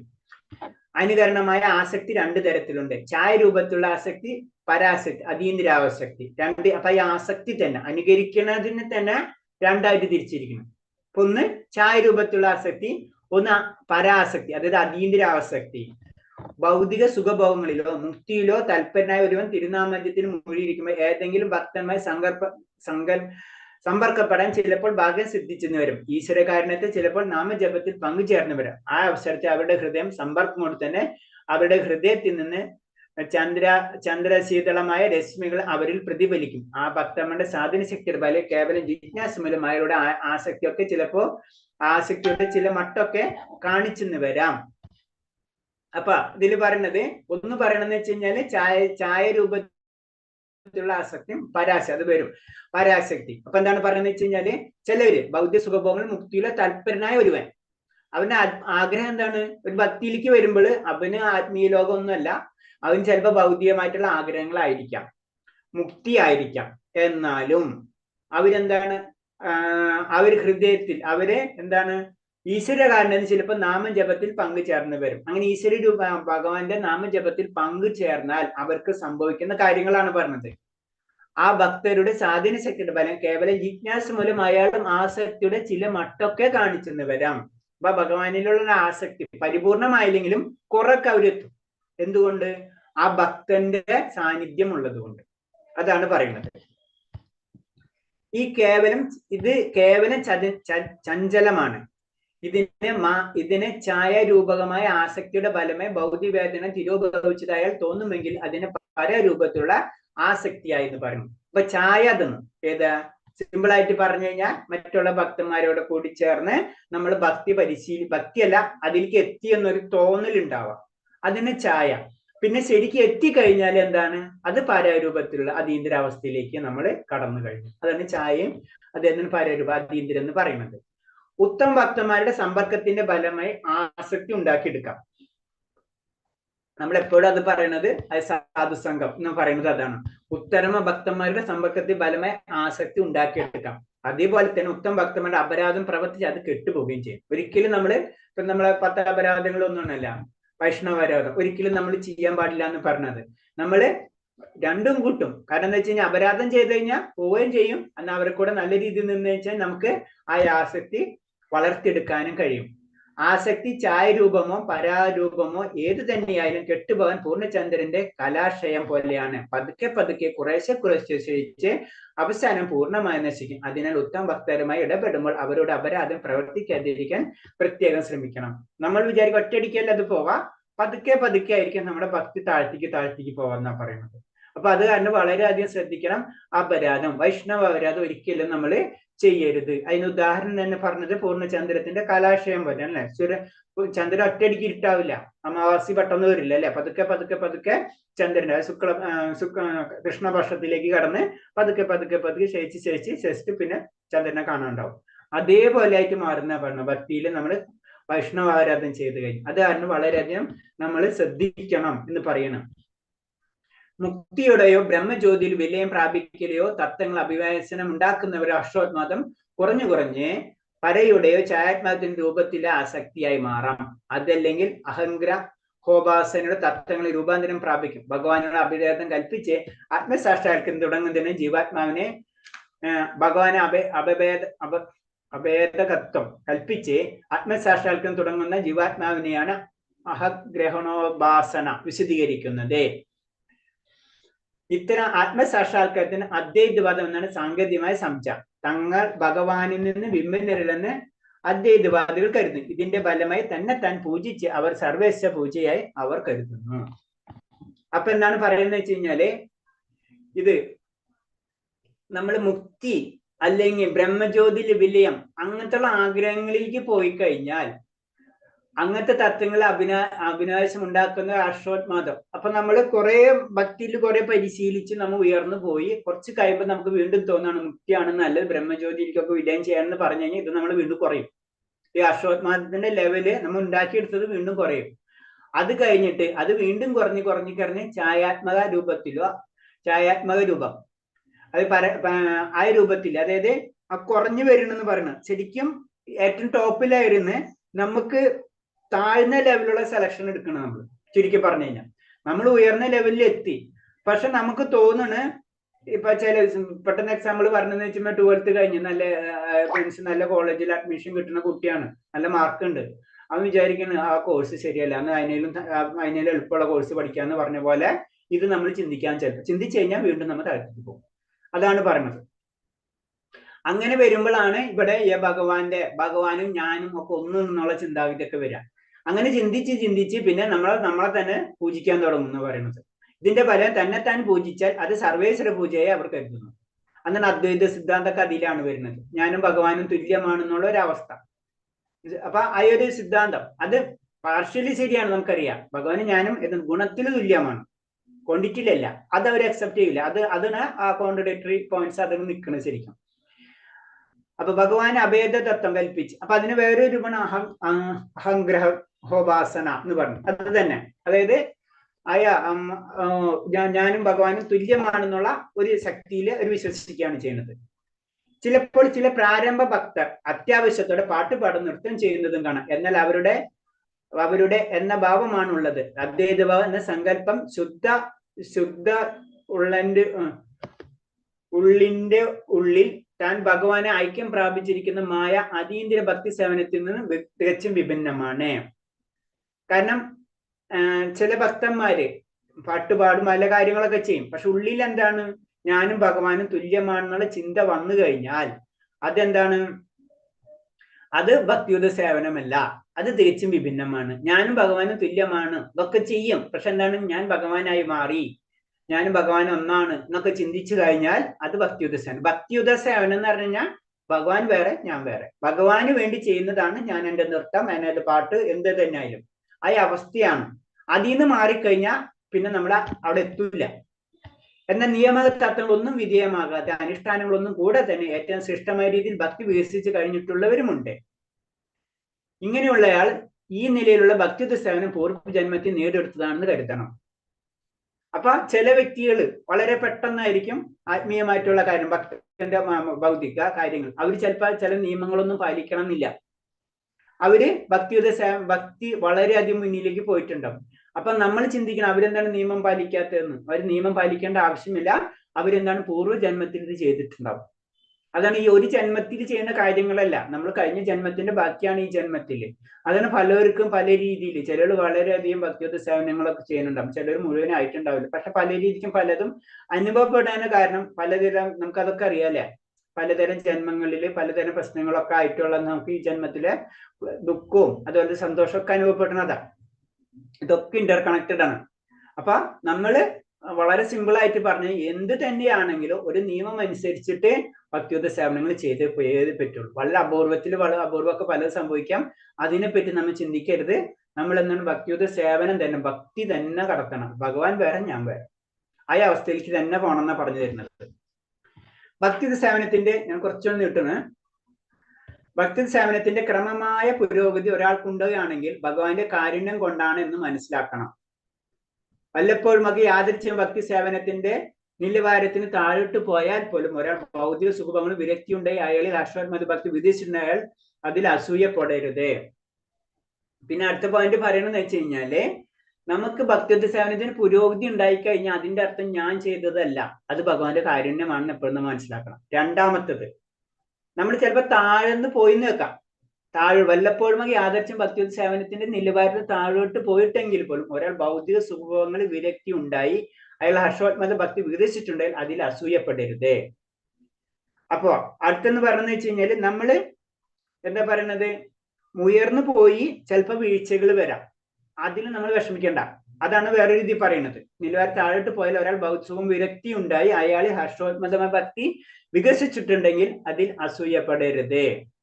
കാരണം ഭൗതികസുഖം വിരക്തിയാവണം. അപ്പൊ കാരണം അൾട്ടിമേറ്റ് ആ പോയിന്റിലേക്ക് എത്തിയിട്ടുണ്ട്. അപ്പൊ അവിടെ നിന്ന് കുറച്ച് താണാലും ഉയർന്നാലും പ്രശ്നമില്ല. നമ്മൾ ഭക്തിയുത സേവനം എപ്പോഴും നിലനിർത്താം, അതിൽ ചിലപ്പോൾ താഴാം, അതിൽ വിഷമിക്കേണ്ട. കാരണം എന്താണ്, നമ്മൾ ഹർഷോത്മതമായ ഭക്തി വികസിച്ചിട്ടുണ്ടെങ്കിൽ തീർച്ചയായിട്ടും ആ വ്യക്തിക്ക് ഇന്നല്ലെങ്കിൽ നാളെ വീണ്ടും ഭൗതികമായിട്ടുള്ള വിരക്തി ഉണ്ടായിരിക്കും. കാരണം നമ്മൾ ഏറ്റവും ഉയർന്ന പൊസിഷനിലേക്ക് എത്തി, പിന്നെ എന്തെങ്കിലും വെച്ച് താന്നാലും പിന്നെ നമ്മൾ ഉയരും. അതാണ് ഭക്തിയുത സേവനം എപ്പോഴും നമ്മൾ ചെയ്തുകൊണ്ടിരിക്കും. അയ്യോ ഇത്ര നാൾ ഞാൻ ചെയ്തു, ഇനിയിപ്പോ അല്ല ഞാനിപ്പോ ചെയ്ത് ഇനിയിപ്പോ പ്രശ്നങ്ങളായല്ലോ, ഇനിയിപ്പോ ഇത് ചെയ്തിട്ട് എന്താ കാര്യം എന്ന് നമ്മൾ ചിന്തിക്കരുത്. നമ്മളെ രീതിയിൽ പറഞ്ഞു കഴിഞ്ഞാൽ കുറെ കാലം ചെയ്തു, ഇപ്പൊ എന്തെങ്കിലുമൊക്കെ പ്രശ്നങ്ങൾ നമ്മൾ മാറ്റി വെച്ചു, ഇനിയിപ്പോ എന്ത് ചെയ്യാനെന്ന് നമ്മൾ ചിന്തിക്കരുത്. ഇത് നമ്മൾ എപ്പോഴും മുന്നിലേക്ക് തന്നെ കൊണ്ടുപോകണം.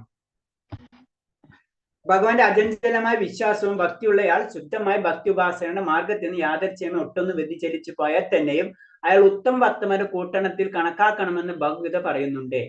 ഭക്തിയുപാസനയിലും ഭഗവാൻ കൃഷ്ണനിലും ആചാര്യനിലുമുള്ള അചഞ്ചലമായ ഭക്തി ഒരുവനെ ഭക്തിയുപാസനയുടെ ഉന്നത സോപാനങ്ങളിൽ എത്തിക്കും. അത് ഭഗവതിയിലും അത് പറയുന്നുണ്ടല്ലോ അല്ലെ. കാരണം വളരെ അപൂർവത്തിൽ ചിലപ്പോൾ താഴ്ന്നു പോയാലും അത് നമുക്ക് കാര്യമാക്കേണ്ട ആവശ്യമില്ല. അതിന്റെ അർത്ഥം അത് താഴ്ന്നു പോവാനല്ല. കാരണം എന്താണ്, ഭക്തിയുപാസനയിലും ഭഗവാനിലും ആചാര്യനിലും അചഞ്ചലമായ ഭക്തി ഉള്ളത് കൊണ്ട് ആ വ്യക്തി തീർച്ചയായിട്ടും വീണ്ടും ഉന്നതമായ സോപാനം മുന്നിലേക്ക് വീണ്ടും എത്തിയിരിക്കും. ഹരേ കൃഷ്ണ. ഇത്തിരി വലുതായിരുന്നു, ജസ്റ്റ് ഞാനൊന്ന് സ്പീഡിലൊന്ന് പറഞ്ഞിട്ട് പോവാം.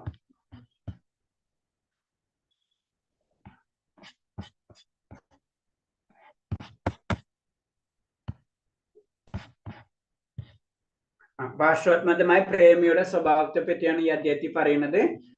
അപ്പൊ എന്താണ് മെയിൻ ആയിട്ട് നമുക്കറിയാം, പ്രേമി എന്ന് പറയുമ്പോ ഭഗവാനോട് സ്നേഹം വരുമ്പോ വേറൊന്നും ചിന്ത ഉണ്ടാവില്ല. അതാണ് അതിന്റെ വളരെ സിമ്പിൾ ആയിട്ടുള്ള ഒരു കൺസെപ്റ്റ്. അത് മാത്രം ഭഗവാനെ പറ്റി മാത്രം ചിന്തിക്കുക, അതിനുവേണ്ടി എന്ത് കാര്യം ചെയ്യാം. ഭൗതികത ചെയ്താലും അത് ഭഗവാനെ പറ്റി, ഭഗവാന് വേണ്ടി മറ്റുള്ള മാത്രമായിരിക്കും. അതാണ് പ്രഭാസ സ്വാമി വലിയ വലിയ കാറുകളൊക്കെ സംസാരിക്കും മറ്റുള്ളവർ ചോദിക്കുമ്പോൾ അത് ആ ചിന്ത തന്നെ ഇല്ല. ഞാൻ വലിയ കാറിലാണോ, ഞാൻ കൊട്ടാരത്തിലാണോ, കുടിലാണോന്നും ചിന്തിക്കില്ല. ഭഗവാന് വേണ്ടിയാണ് എല്ലാ കാര്യം ചെയ്യുന്നത്. ആ അവസ്ഥ അതിന് പ്രേമഭക്തി കൊണ്ട് ഉപദേശിക്കുന്നത്. പിന്നെ സമയത്തിന്റെ അല്ലെ, നമ്മളെ സമയം വളരെ വളരെ കുറച്ച് സമയമേ ഉള്ളൂ. ആ സമയം മുഴുവനും ഭഗവാന്റെ കാര്യങ്ങൾക്ക് എങ്ങനെ ഉപയോഗിക്കാം അത് മാത്രമായിരിക്കും ആ വ്യക്തിക്ക് ചിന്ത. പിന്നെ സ്ഥിര ഉത്സാഹം, എപ്പോഴും ഉത്സാഹമായിരിക്കും. കാരണം എന്താണ്, അത് മാത്രം ചിന്ത വരുമ്പോ അതിനു വേണ്ടി നമ്മൾ പ്രവർത്തിച്ചുകൊണ്ടിരിക്കും. അതാണ് സ്ഥിര ഉത്സാഹിയായിരിക്കും എന്ന് പറഞ്ഞ ഒരു ഭക്തൻ.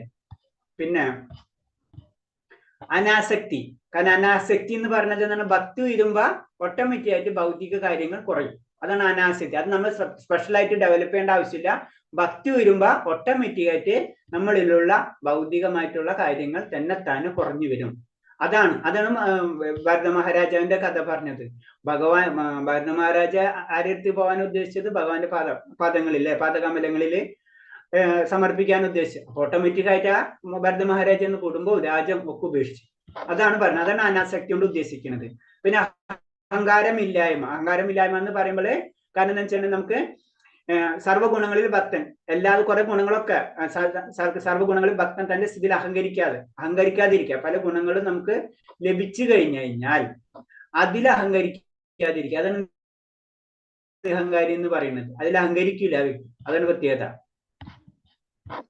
പിന്നെ പ്രതീക്ഷ അല്ലെങ്കിൽ ആശാബന്ധം, എന്തായാലും ഭഗവാനെ ലഭിക്കും. ഈ ജന്മത്തിൽ തന്നെ എനിക്ക് മടങ്ങി പോകാൻ സാധിക്കും.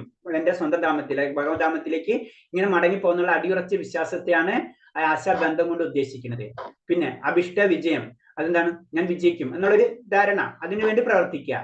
പിന്നെ നാമങ്ങൾ ഉരുവിടാനുള്ള ആഗ്രഹം, കാരണം അതെപ്പോഴും ആ ഉരുവിടാനുള്ള ആഗ്രഹം നമ്മളിൽ വരാം. അതാണ് പറഞ്ഞത്. അതിന് ഉദാഹരണം ആരെയാണ്? രാധാറാണിനെ തന്നെയാണ് പറഞ്ഞിട്ടുള്ളത് അല്ലെ. രാധാറാണി എന്താണ്, കണ്ണീർ പൊഴിച്ചിട്ടുണ്ട്. അപ്പൊ കണ്ണീരാണ് ഭക്തിയുടെ വില. വളരെ സിമ്പിൾ ആയിട്ട് പറഞ്ഞു കഴിഞ്ഞാൽ നമുക്കറിയാം ഏറ്റവും വലിയ രസം മധുര രസം അല്ലെ. അപ്പൊ അത് രാധാറാണി എന്താ, കണ്ണീരാണ്. അപ്പൊ കണ്ണീര് എന്ന് പറഞ്ഞാൽ അതാണ് ഭഗവാനിലുള്ള വില എന്ന് പറയുന്നത്. അതാണ് കൃഷ്ണ കൃഷ്ണ എന്ന് പറയുന്നത്. പിന്നെ ഒരു ഭക്തൻ എപ്പോഴും എന്താണ്, ഭഗവാനെ വർണ്ണിക്കുന്നതിൽ എപ്പോഴും ആഗ്രഹിക്കും. എത്ര വർണ്ണിച്ചാലും തീരില്ല.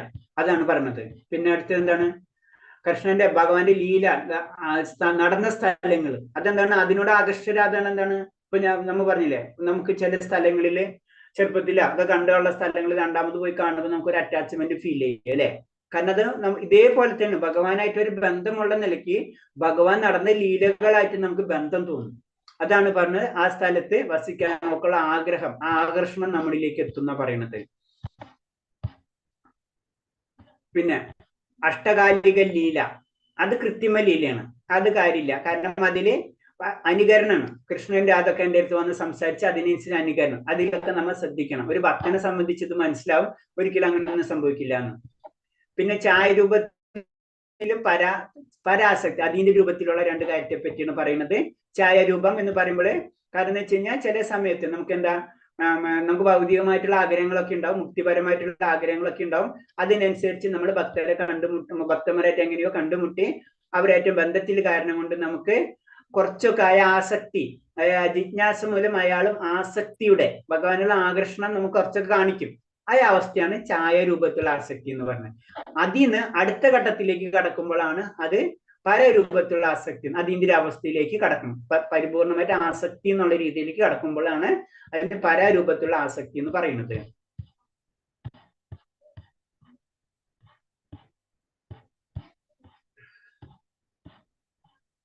ഓക്കെ, ഹരേഷ്ണ.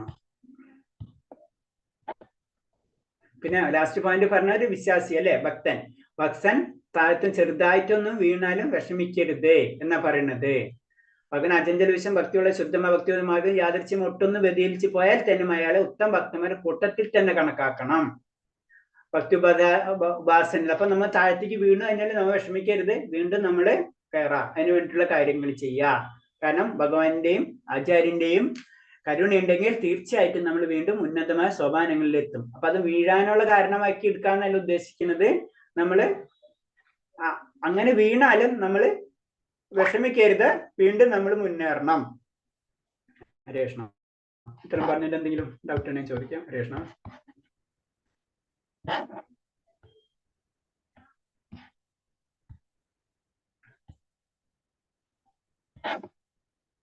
ഹരേഷ്ണ. പിന്നെ അറ്റൻഡൻസ് ഇമ്പോർട്ടൻസ് ഉണ്ട്. അപ്പൊ എല്ലാവരും കറക്റ്റായിട്ട് ക്ലാസ്സിൽ കയറണം. കാരണം അത് ലാസ്റ്റ് ആയിരിക്കും നോക്കാം. പിന്നെ നമ്മുടെ കയ്യിലല്ല അങ്ങനത്തെ കാര്യങ്ങളൊക്കെ അന്വേഷണം. അപ്പൊ അതെല്ലാവരും ഒന്ന് പോയിന്റ് ഔട്ട് ചെയ്യാം. വേറെ എന്തെങ്കിലും പോയിന്റ്സ് ഉണ്ടെങ്കിൽ പറയാം. ഇന്നത്തെ വല്ല ഡൗട്ട്സ് ഉണ്ടെങ്കിൽ ചോദിക്കാം.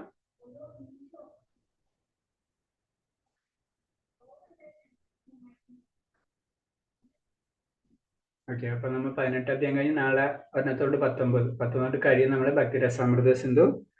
അത് കഴിഞ്ഞിട്ട് നമുക്ക് വേണമെങ്കിൽ നാളെ സംസാരിക്കാം അതിനെ പോയിന്റ്. ഓക്കെ, അപ്പൊ ഒന്ന് നിർത്തിക്കോട്ടെ. എന്റെ ക്ലാസ് ഇന്നില്ല, അത് കാരണം കൊണ്ട് പിന്നെ കുറച്ച് എക്സ്റ്റെൻഡ് ചെയ്തത് ക്ലാസ്. ഓക്കെ, നിർത്തിക്കോട്ടെ അപ്പൊ. ഓക്കെ, വാഞ്ചകൽപരൂപേച്ച കൃപാസിന്ധേവച്ച പതിനാം പാവനേപി വൈഷ്ണവേപി നമാനന്ദകോടി വൈഷ്ണവ ഭക്തർക്കും എല്ലാവർക്കും പ്രണാമം. ശരിയപ്പ ഹരേ കൃഷ്ണ പ്രഭു, പ്രണാമം. ഹരേ കൃഷ്ണ.